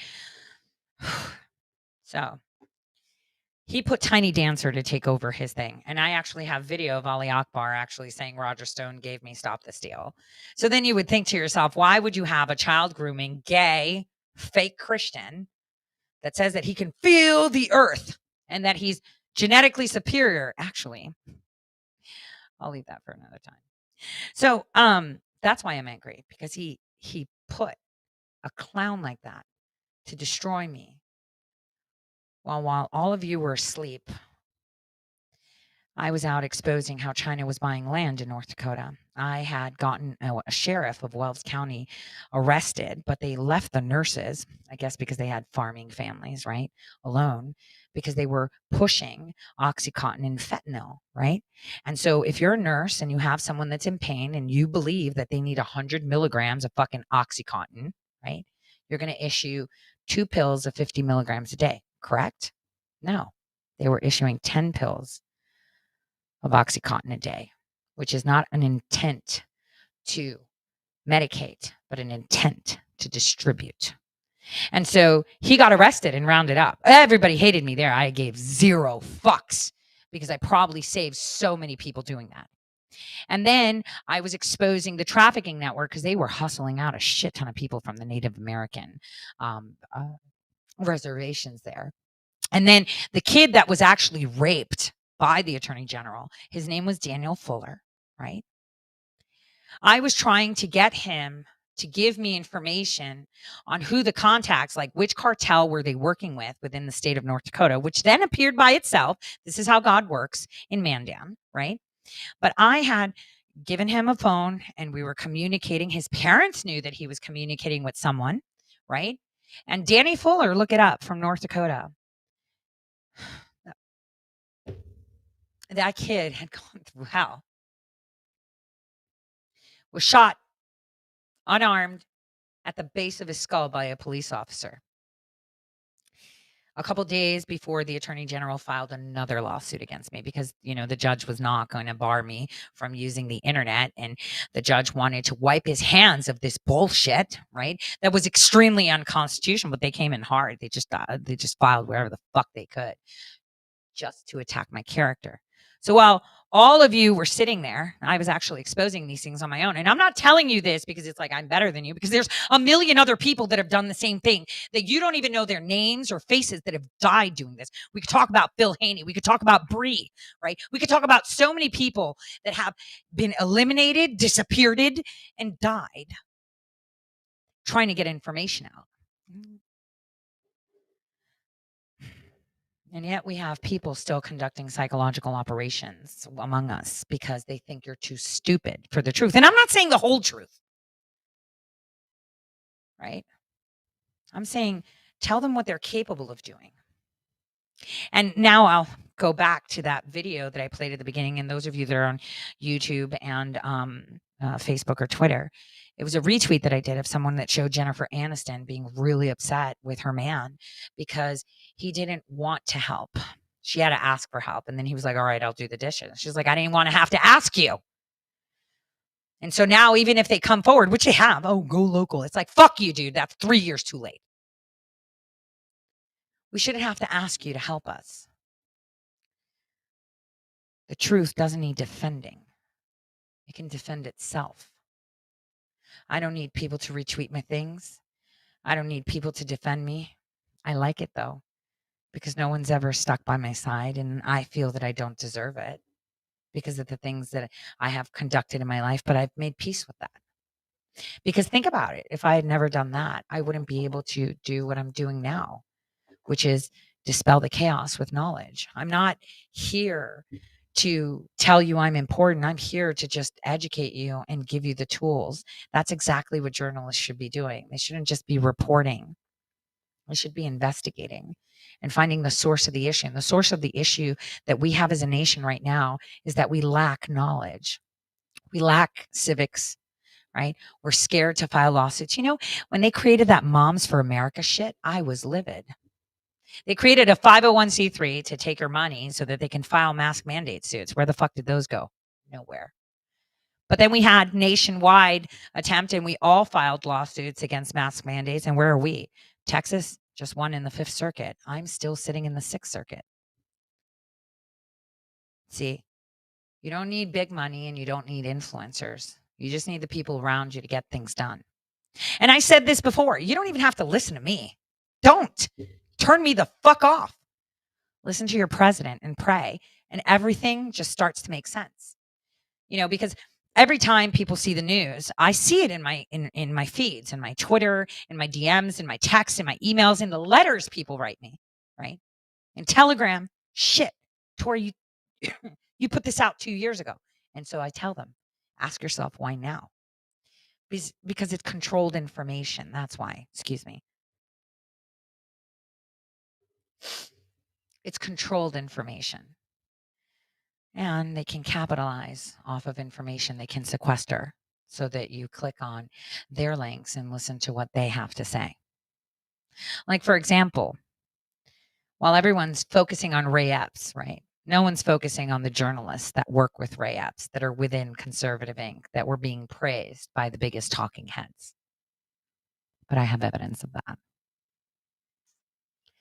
People don't like the truth. And they're like, oh, if you do this, that, like even people were saying, oh, people are scared that you're going to out them for what? Do the people of Cause of America know that this bitch is making a shit ton of money, doesn't give them shit, collects their work, and then says, Mike, look what I succeeded. She didn't succeed shit. She holds weekly calls to see where everyone is, collects the information, and then she only gives the information she wants to give to him. Because there are people that have provided information to her that are super important that have never gotten to Mike. And how do I know? Because most of their people were the same people in the little groups that they have, that they work with each other. And and I'm really proud of it, every single one of them. It takes a lot. There was a guy in Washington that filed so many open records requests that his attorney general sent him a letter and said, I'm going to sue you for asking too many questions. Like, what the fuck? Where are we? Exactly. You're not realizing that we are actually at war. And like I said, That story of my friend, well, not my friend, more than a friend. He didn't realize he was at war until they dragged him out of the house and stuck him in a camp. Can you realize that we're at war? That maybe the fires aren't fires like you think they are. Have you realized we are at war? When your states have created laws that disallow independent candidates, have you realized we're at war? Where now the California governor, who wants to be president and will be president, according to them, is disallowing Trump from being in the ballot. Do you still want to wait to see more? Do you want to be dragged out of your house? Hmm? And this is it. And the thing is, these psychological operations exist for people that are not capable of standing up. Right now, we're in a position as a nation, as a people, okay? And as someone, and in all these people that are conducting these psychological operations, I have to say, are doing it with good intention. So do not misconstrue my statements. But the thing is, these people have seen war from the outside, right? Conducting wars, mitigating wars. They have never been on the receiving side. And I have always said, how I joke, I'm a time traveler. It's just a funny way of saying that I use predictive analytics. And for all of you that want to sit there and call me whatever, none of these fuckers are giving you the news before it's news. Okay? They're just part of a psychological operation, and most of them are being thumped by the same clicks. Actually, let me go back to the Austin Steinbart thing for a second so that I can demonstrate this to you. So as I told you, I thumped that In the Matrix group people and the Shady Groove only to test the waters with the click that had been created for the Q movement, where people for some reason, and I'm like, how did this even happen? Like, this is so crazy. Just look at it. That ambulance guy that was the praying medic, I think it should be PREY, right? He was doing all these threads decoding, and people were kind of like mesmerized to take, shit.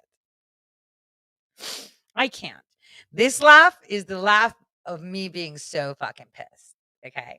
This is when I smile like this is me being fucking angry.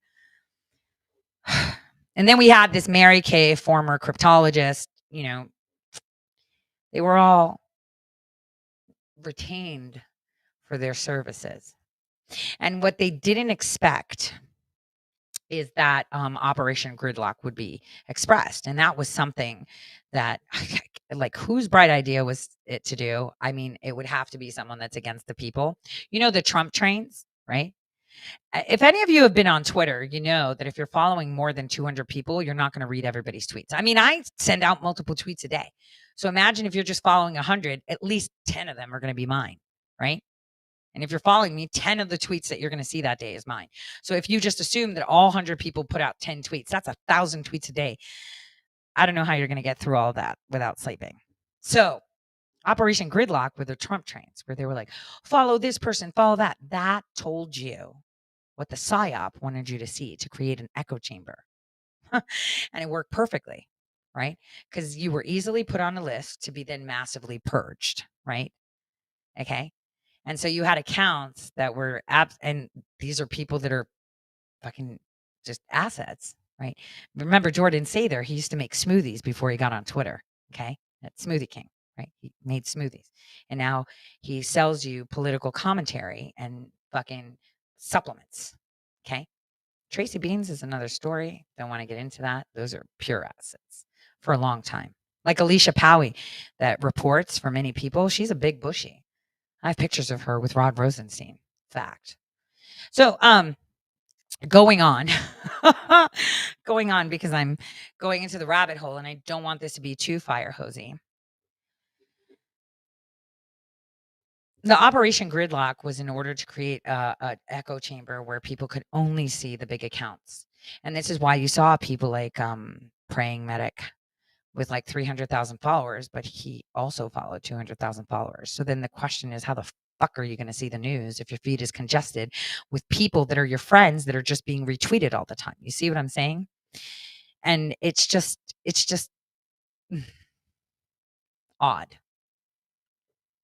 You see where I'm going with this?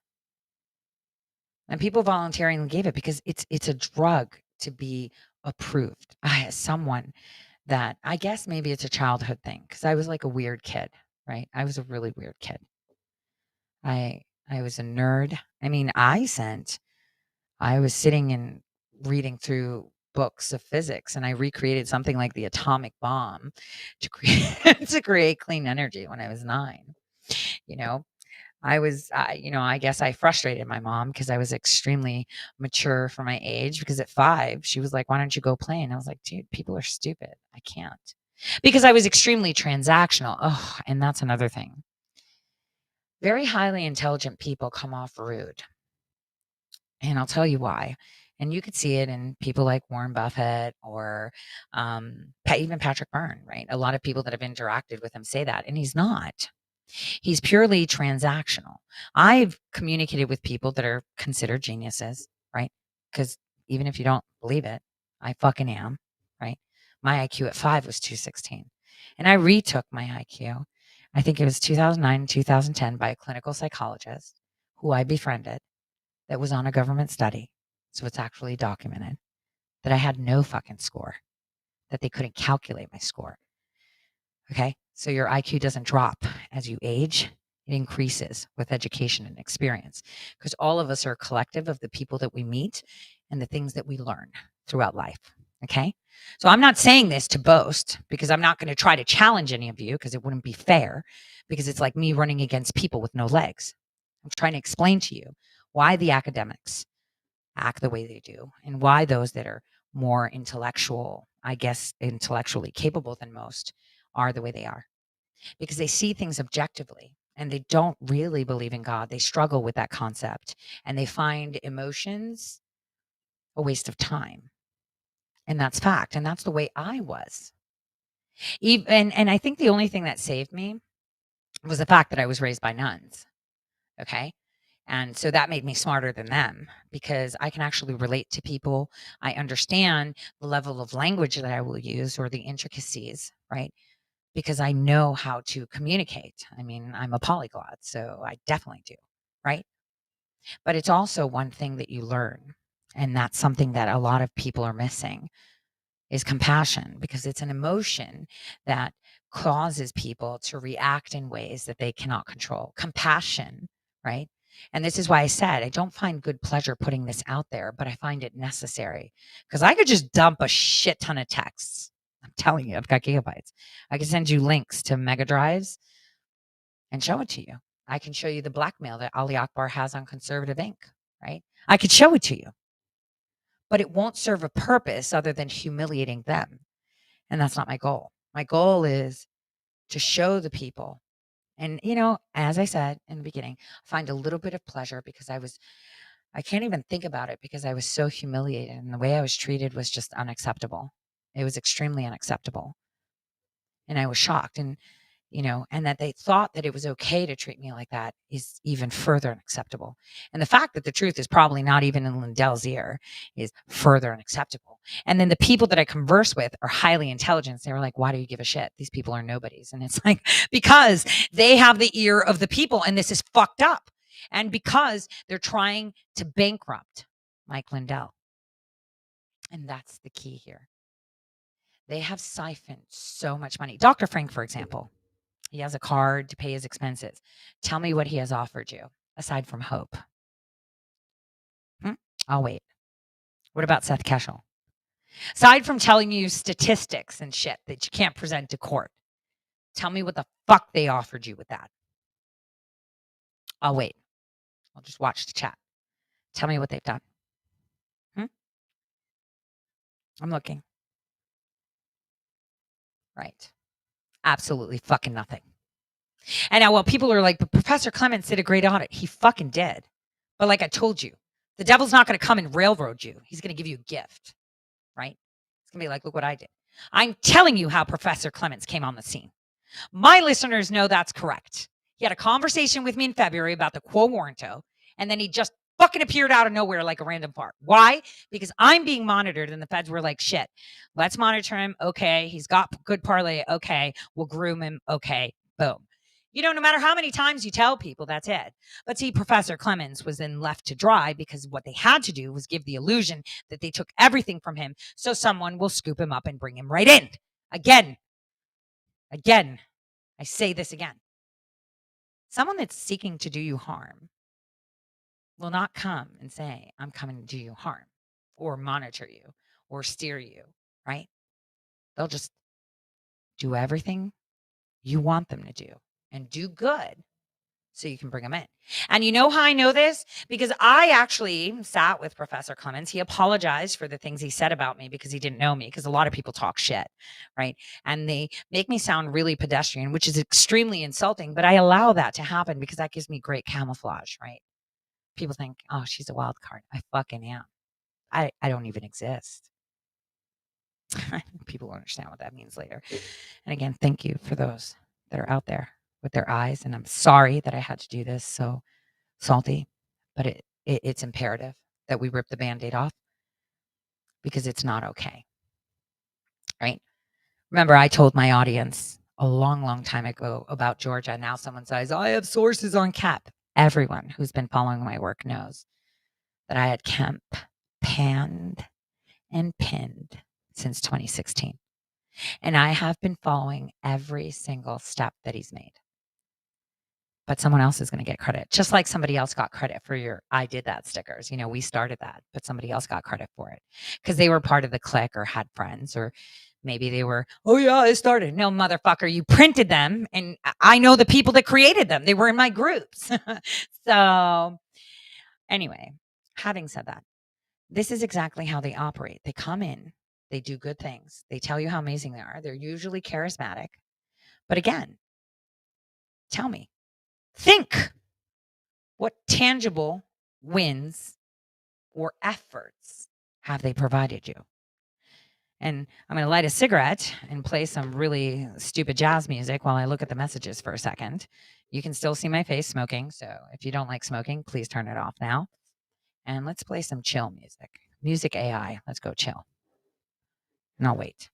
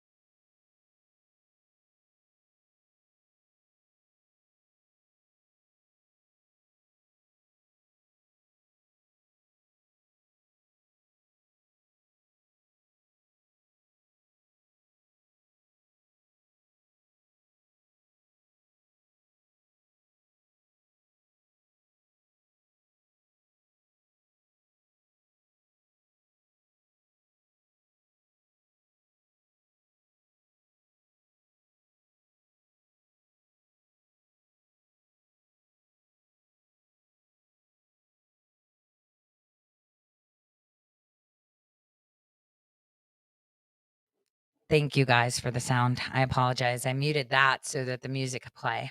Um, so the consensus is I didn't see one person say anything because all they did, if you ask them, what's the point of doing all this canvassing? They'll tell you, oh, it's just hope. So I just paid $75 to see you talk about hope. Fantastic. Let me explain to you what hope is. Hope is potential. You can't sell hope, right? Everyone, the minute they're born, they have potential to do things, equal opportunity to do things. Well, that is the innate right. And this is why we have free speech. But potential is what hope is, that you know that you are capable of doing things. So now I'm going to tell you the reality. China, we're going to war in 2025. What you're seeing right now is actually war. Russia just moved into Cuba. They're coming to collect debt. And I've said this again and again and again, right? 33 trillion is probably the kickoff, right? That's the max. I mean, they love their symbology, right? If you want to fix this, we need Trump in office right now, right? And instead of having all these amazing minds get together, all these psychological experts get together and actually have a conversation with someone that's actually really fucking good at what she does, because you don't know me and you probably won't realize what I am. You refuse. And this is why you're angry, because how can someone we have no idea about that lied under truth serum too? I'm that fucking good. Well, actually, no, I wasn't. I was actually spilling the beans. And then I was like, shit, because they kept going into my trauma. Like, we're sorry that happened with your ex, you know?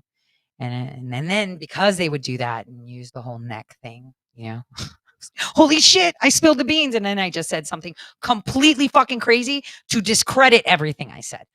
So, because I didn't know where they sat, especially when I hear a lot of people saying that Trump is stupid, that, these are people that are surrounding my president that have said that he's dumb in private conversations when he is a fucking genius and he loves his country like no other. And I'm not here to tell you to follow me. I don't need that, right? I can express to you that I do not. I prefer to not do any of this. But I feel like there's no one else that will actually do it. They're looking for guidance because this has never happened before. None of these people have actually lived through a revolution. Because the one thing they don't want is, while we're at war globally, to have a civil war. And this is why psychological operations are being conducted, when we should be extending our hand over the aisle to be pushing the shit out of bills that hold them accountable, because then that shows potential. In order to see who rules you, you got to be paying attention to who you can't talk about. So when I was in Atlanta a couple days ago, I was talking with my counterpart because we're working on this Ukraine money stuff. And we were panicking about the F-16s, and I totally underestimated them. Because they've been lobbying, we need F-16s. And it's like, shit, even if they get it, it takes forever. How long is this war going to go on? But it turns out they're just going to fucking hand them over from another country. And now we have a depleted military too. And our recruitment rates are low. And our bar is fucking super low, right? And, for those of you on the left that think, I'm open for this, the National Guard isn't there for the migrants. They're there for you. And the National Guard serves at the discretion of your governors. So you better be sure you like your governor, the one that allows people to steal from your stores and shut you down and tell you to shut the fuck up and like it. Now, at the end of it, the military will have to intervene. Now, how much of them will remember their oath and be on the right side of history is another question in itself, because everyone has free will. Kind of like the people blaming Trump pushed the vaccine. And it's like, dude, you have free will. You had a choice. Oh, and now it's coming out that I was right all along about the mRNA before anyone, because like I said, no one after the age of 30 decides, I've been a linguist, a negotiator, and a localizer for my whole life, trained by the government from a very young age. But now I'm going to pivot into medicine. For those that don't know, I went to school and within a year, no, 2 years, because I wasn't allowed to do it faster, I got myself a bachelor's of science in molecular and cellular biology, but I'm stupid, okay? And that's because I couldn't take so many credits. So I actually went to colleges where I'm on dean's lists on some of them, just so that I can get the degree, so I can get into the medical school to sit next to the guy that fucking had the answers about what they were doing. And why? Because I saw that guy on a document a long time ago who was in college, and they had targeted him. And I shared a desk with that motherfucker. And while he was looking at the correlation between malaria and HIV, I was like, holy shit, it's hydroxychloroquine. And that's how I knew, because I shared a desk with him during a semester. That was my goal. But I'm a grifter. I'm I'm extremely upset. Miss Nomer points out, you have anger issues. You'd be fucking angry too when the people that actually have the microphone aren't helping. Okay? They're not helping. So if you're not angry, then you've got issues. Thanks for playing. So, speaking of it, so what have you learned so far? What have these audits done? The audits were fantastic. They showed you that no matter how much evidence you present, they will not listen, because they don't have to, because they don't answer to you, the people. They've shown you through the courts that no matter how much evidence you have, they don't have to answer to you, even though you're their boss and pay their salary, right? That's fact. That's fact. And then we had a bunch of people pop out of fucking nowhere like random farts. No one's called Mark Miller to talk about election theft. He's the one that had John Kerry on the record saying that he knew his election was stolen, but he wanted to toe the line. And that's exactly why people don't like me. I don't toe lines and I don't do scripts. And I am completely against psychological operations. I think Julian Assange said it best. If wars can be started by lies, then peace can come with truth. Not all of it, because a lot of people will freak out. But President Trump told you, he gave you a directive as a people on Inauguration Day that he's giving the power back to the people. And you haven't utilized that power because you were distracted by operators that mask themselves as your friends, and they're not. You have to ask yourself, we've had wins about elections.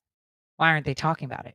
It was actually the people themselves that said, Tory, we don't want to tell anyone about this. We're done. We've had generals and Seth Keshels and Dr. Franks, while they're sweet and kind and nice, they're hijacking shit.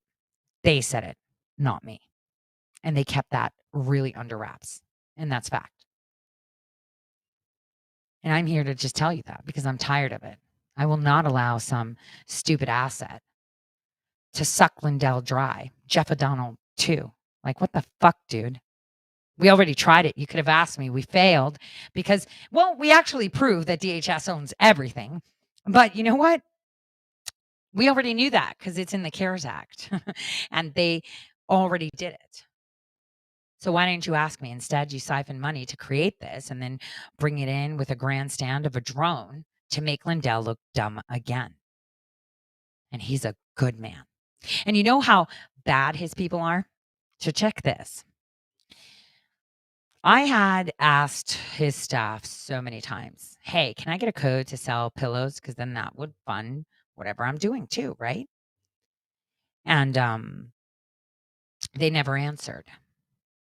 So most of you don't know, but an actual company approached me in 2021 because I have millions of downloads. You know how people say no one listens to her? And actually, they fucking do. And they actually host my podcast and I pay fuck all for it.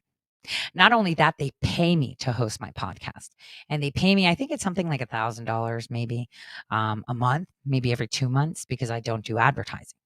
Actually, I did one readout during COVID, which was for something called BetterHelp. So me reading 30 seconds, consumer companies value the fact that they paid me $660 for every 30 seconds.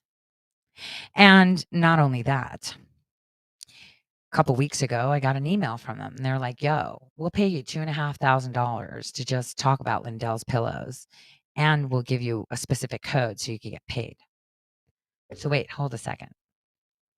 I can't make Lindell money and then pour it back into his business, which was my intention. Since I have people that subscribe to my locals or my subscribe star or send me things so that I can help him. They won't give me the code, but they're willing to pay me $2,500 on top of what I make for selling pillows. Do you see how evil these people are? Because they can't stand me, and I'm okay.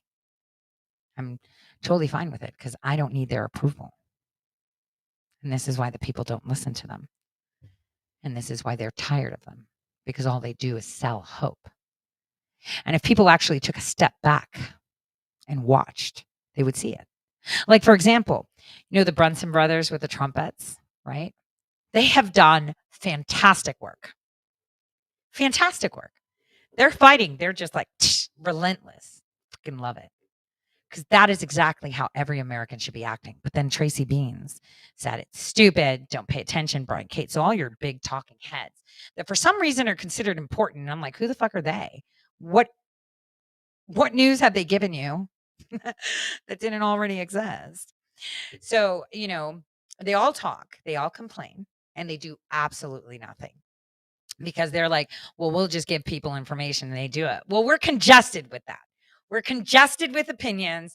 We're congested with trust the plan. We're congested with all of this shit, right? We want some direction to do things. And their direction is come and watch us speak. We're going to all pray together and we're going to tell you all this shit that's wrong. And then you're going to go home and then you're going to come watch us again at some point. Or maybe we will, I don't know, maybe sell a couple books and you're going to love it.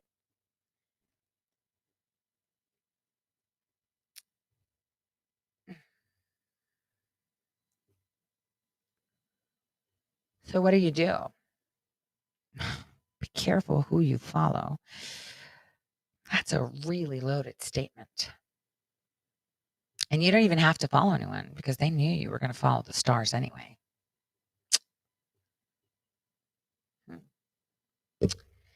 So what do you do? I'll give you an example of how the media works. So back in May, which was kind of kismet, so I'm kind of excited. At the beginning of May, I got whiff of an EPA conference that was happening in Washington. Now, this is very important because I'm going to introduce you to someone that I met that God just brought straight to me. I swear. Like, this was like incredible. So in May, which was the first time I went out to dinner with my boyfriend. So it was kind of awesome that I was there for the EPA conference. I went to the conference to find out what they were doing with the water. I've been talking about the water and I've been saying that you should watch the water. And I stayed at the hotel where the conference was at. And I'm not even going to get into the details of happenings there. But at the crux of it all, your water is now being taken heed and controlled. Your state no longer has control over their water supply. They're going to separate it regionally across the United States and they will allocate gallons of usage to people. You think I'm joking? It's fucking true. Now, no one's talking about this. And I'll tell you, before I left for Lindell's event, my boyfriend knows this very well. I sobbed and I was like, I just don't have the bandwidth. I don't. And I have been scouring the internet. I have been putting out algorithms to see if anyone uses specific words to talk. And I have not seen anyone talk about water. And I was like, God, I don't know what to do. Who can I help amplify? Show me just one person that is on top of this and understands just how dangerous this is. And so on the last day, I wanted to buy dinner to Loy Brunson, who is an incredible human being, regardless of what these naysayers say. Well, now they're all going to love him because President Trump tweeted him. So they're like, oh, I guess we have to like him now, even though they trashed the shit out of him and his brothers. Right. So, I was walking to the hotel because I wanted to put on sweatpants and a shirt. I'm not going to dress up to go dinner. I'm going to wind down. Right. And as I was walking, a young man approached me and he was like, hey, I saw you enjoy the show. And for those of you that haven't watched it, it's still on my YouTube. I'm not making money because apparently YouTube says that, somebody else should be making money on my content. So, for those of you that don't want to remunerate me for the work that all of us do, that's fine. It's free. I always stream my things for free. Watch it. And he said, "Do you mind if I share it?" I was like, "Shit, fuck no. And the more people that see it, the better."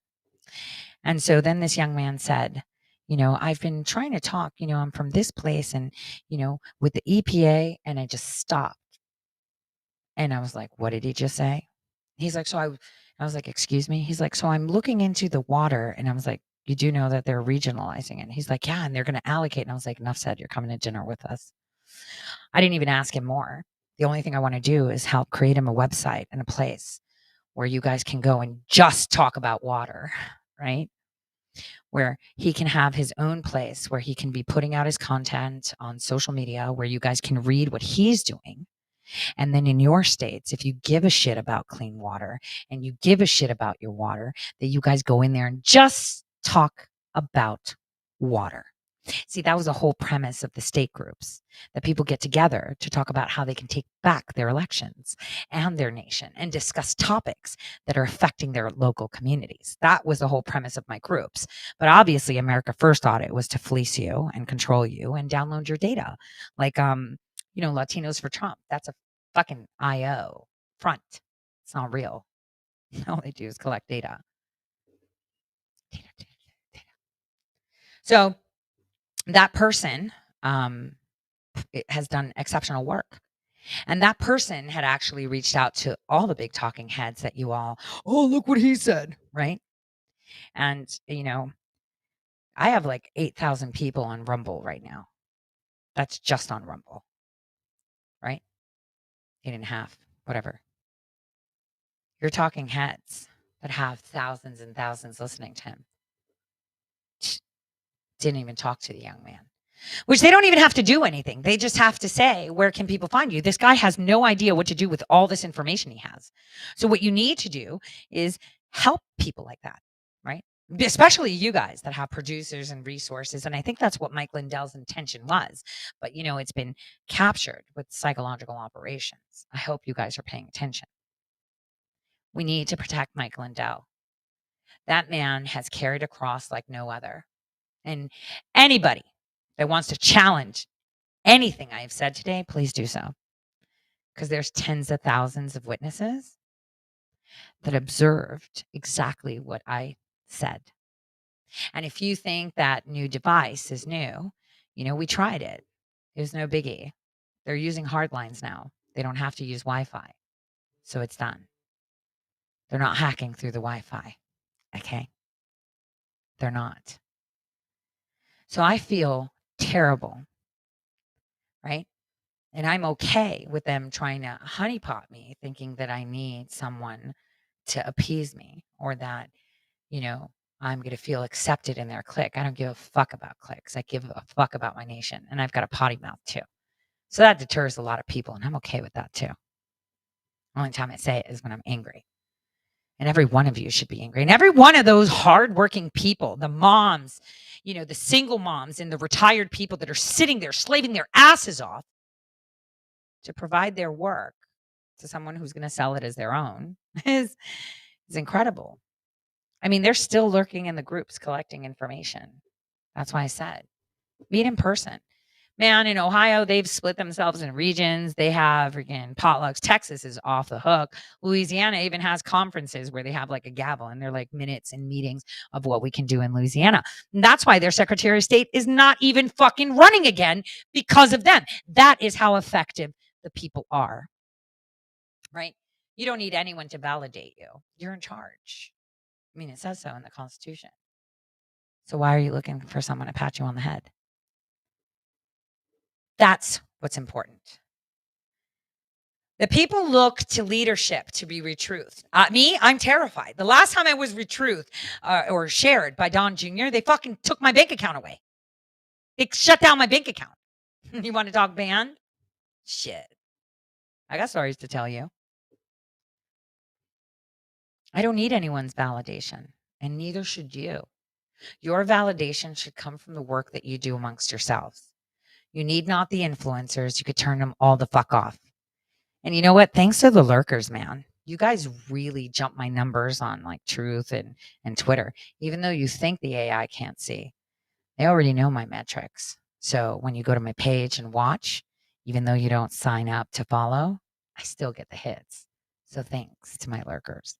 Because that's the only place they get news. You don't think I see the IPs that try to mask themselves when they pull my articles? And then you'll be like, but your article says, get this. I'm pretty sure some of you have read my article at least 3 times, but it'll still say that only 10 people saw it. See, that's called digital camouflage. So for all of you out there that wish to actually work on your state and your county level, meet with them. They have in-person meetings. They sit down and they break bread. And if people actually listen to what I had put out, if you in 2020, if everybody, Jesus, could you imagine if all of you have pulled your city charters and had already taken care of removing your mayors and your city council, where you would be right now? You would have taken over your county commissioners, but they're telling you to use the precinct strategy, which is a fantastic strategy if it actually fucking worked. Because if you remember when I ran for Secretary of State in Ohio, which everyone mocked and laughed, right? And it's like, bitch, what are you doing? I ran in order to expose the fraud from petition to ballot box, and I caught the government breaking the law. I saw exactly, because you don't know what the process is until you go through the motions. And someone had to go through the motions and give a report back to the people. And this is why we can't get actual patriots in office, because you're not allowed. I hope you understand that. They will not let you run. And then the precinct in Ohio decided to tell the GOP, no, we want to endorse Maris on the ballot for Secretary of State. Guess what they did? We don't give a fuck what you want. We're closing the doors to the public. Ohio made nationwide news with that. Why? Because of me. It's almost like I irritate everybody. And I'm okay with irritating demons. I have to say, my forte. So, again, if everyone had grabbed their city charters, read them, and had already taken over their city level, your county level would have been taken over and we would not be here right now. But instead, you had to go to talk circuits and you had to get lawyers and you had to contribute to 501c3s that would do the work for you, like Moms for America. They fought for mask mandates. What were their results? Fucking zero. But you know who did results? Moms in Texas, people in Ohio, like my case in the Sixth Circuit. Tori, guys, my kids are now grown. I'm not doing it for my kids, right? I'm doing it for the kids that aren't being represented. Maybe you should start thinking like that. And I say this again and again, and I'll close with this. I learned pretty late in my life to not be transactional and to have compassion for others. And like I said, even though I find slight pleasure in this because I was humiliated, but in that humiliation, I realized that there is a big problem with these private security firms. Not the guy that manhandled me and was over the top. He was just taking orders, even though I didn't like the way he treated me. He was taking orders. But I actually was able to find out that there were other people that were working for the same security detail that are not on the same page, if you catch my drift. So, and you know who manhandled me? No, I'm not even going to go in there. The guy was doing his job. I should shut the fuck up. He was doing his job, even though I was pissed, and he's seen me before, and he treated me like I was a horrific person when I did nothing, right? When this was all an op, right? He was taking orders, and I have to acknowledge that. So that's fine, right? Because I have to admire the fact that he was taking orders, even though his orders were not about security. It was about me, because he didn't have eyes on me, as if I'm a threat. The bitch that has put her money where the mouth is, that has done so much, that has helped Lindell and many others in their lawsuits without asking for any fucking credit, was the threat. It's a gut punch. Seriously, a gut punch. But you know what? Those that matter know. And that's what counts, right? Those that matter know. That's what counts, right? So my advice to everyone is and I'm emulating this, is I learned quite late in life that if you dedicate your service to others, that doesn't mean you fucking give your underwear, okay? And if you have a penny to eat, that you give it away, unless you have food already, right? If you serve others, then God serves you, right? Like he rewards you. That's what I mean. Because if you're serving others, you're serving him.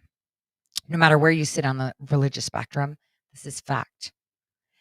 Every single, like even my child going through purchasing a house, I think the roadblocks are intentional. In fact, oh my gosh, want to hear the funny story? I should say this. Like, why not? So we're investigating these Ukraine dollars, and we found a mortgage company that Kolomoisky, the guy that got raided in Cleveland, the Ukrainian oligarch that owned Privat Bank. But I moved to Cleveland totally happenstance, had nothing to do with that, of course. Anyway, his buildings were across the street from me. And so this mortgage guy that my daughter was using used to work for the mortgage company that was used by Kolomoisky and still being used by the Ukrainians for laundering. And then I'm wondering why every single time my daughter, who is currently serving her country, but as a reservist for 5 years or whatever, she's not entitled to a VA loan. She has to go through FHA. They keep fucking her and delaying her. I'm just pointing out some, facts. That was crazy too.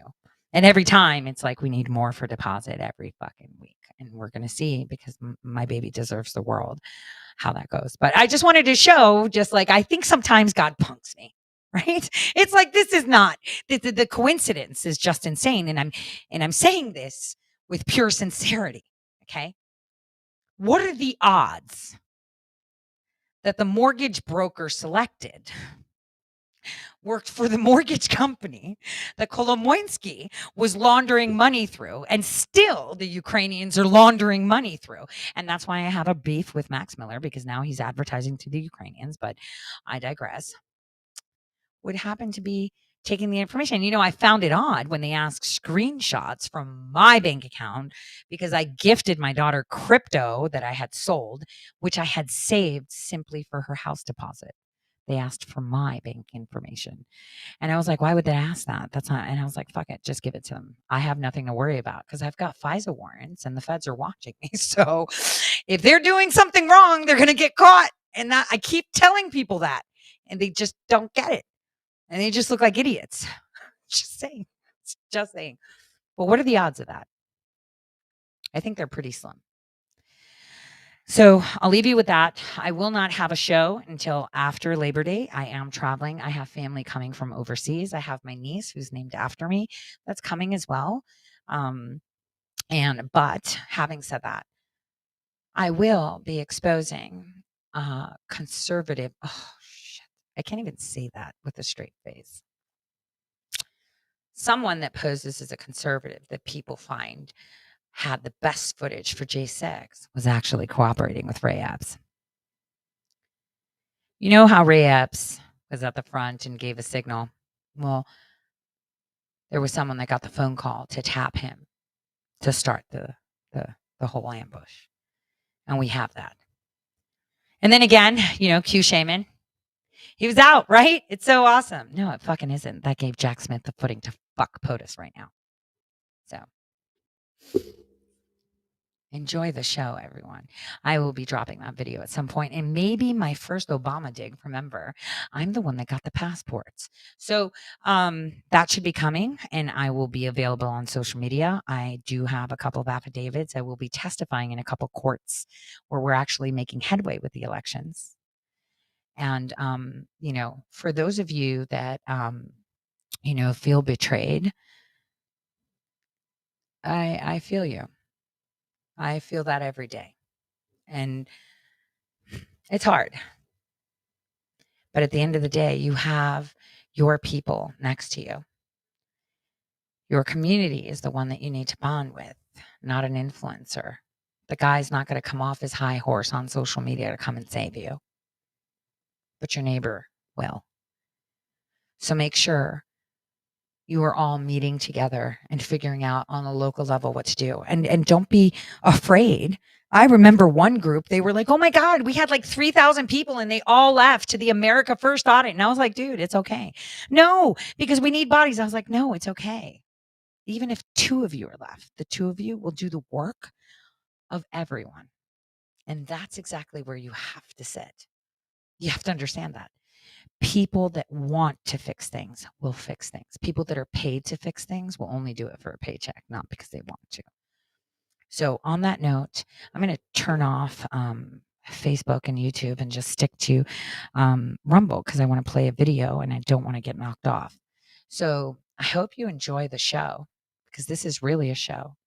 They're all acting, they're all pretending. Ooh, and one thing before I go. So I wanted to okay, I actually wrote this down so that I don't digress because I'm so close to these kind of activities, I get extremely triggered and I'm working through it because, not a lot of people know what my life has been like or what I've been through, and it's not your business to know anyway.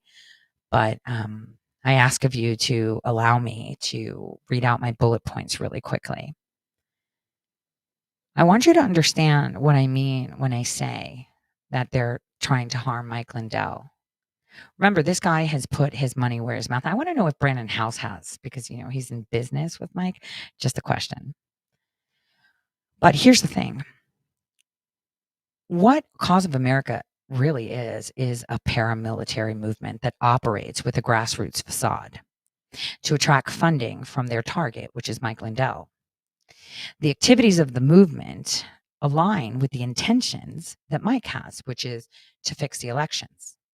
Now, this is kind of, a very tight and complex interplay of actions, outcomes, and motivations. And obviously, there's some genius mastermind to the level of McChrystal or somewhat that put this together. So now the grassroots facade, right? This is how a paramilitary movement presents itself. It's grassroots is like, oh, everyone's, they're benign and they have a benign goal, which is we just want to make change, such as community development, social causes, right? Advocacy, right? And this facade helps attract money and support from certain people. So, like I said, Michelle had entered my group, targeted Ash, groomed her to put her up there, sell the idea to the target, which was Mike Lindell, and then establish Cause of America, which is now a 501c3. Hold on. I need to fix my chair for a sec.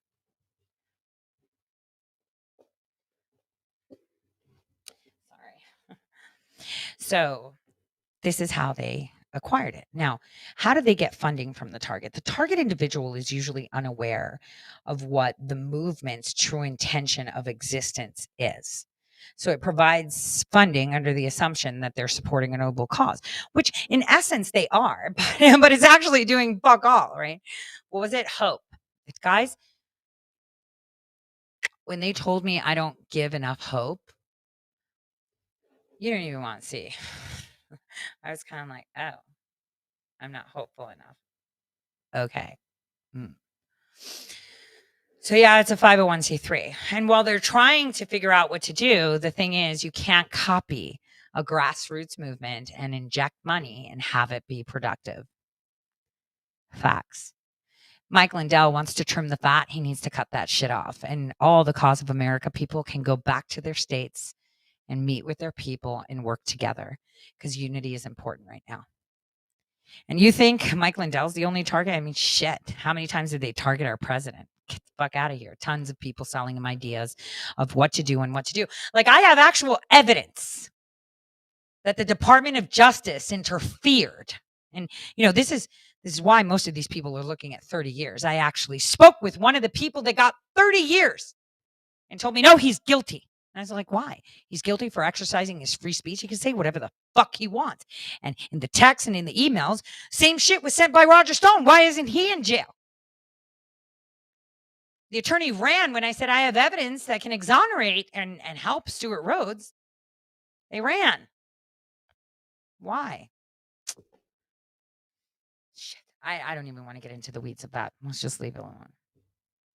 On that note, I encourage all of you to get together There's some remarkable stories where in some states they got together and they took over their precincts, and some people ran for state legislators and succeeded. And some of them built their own homeschools, and they all have new family. And that's one thing that I hear from a lot of people. Without you bringing us together, I wouldn't have known this person. But that is what community is about. That's all.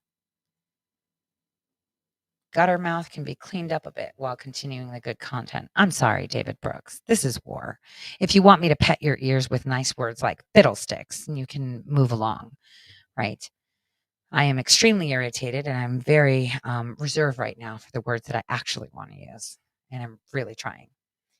So, um, there we go. That's about it. That's all I have to say for today. So stay tuned. I'll be on social media, and after Labor Day, I will be back live. Oh, and can I just say something that might bring me a little bit of pleasure? So there's this one guy I met, without naming him, at the conference, who ran into Patrick Berge, who is an asset. And he said, "Shit, you were totally right about that guy." I know I was. I always was. I just saw potential in him, that he would use his skills and change his ways. I mean, if I could change my ways, anybody can. So I'm going to drop off YouTube and Facebook right now.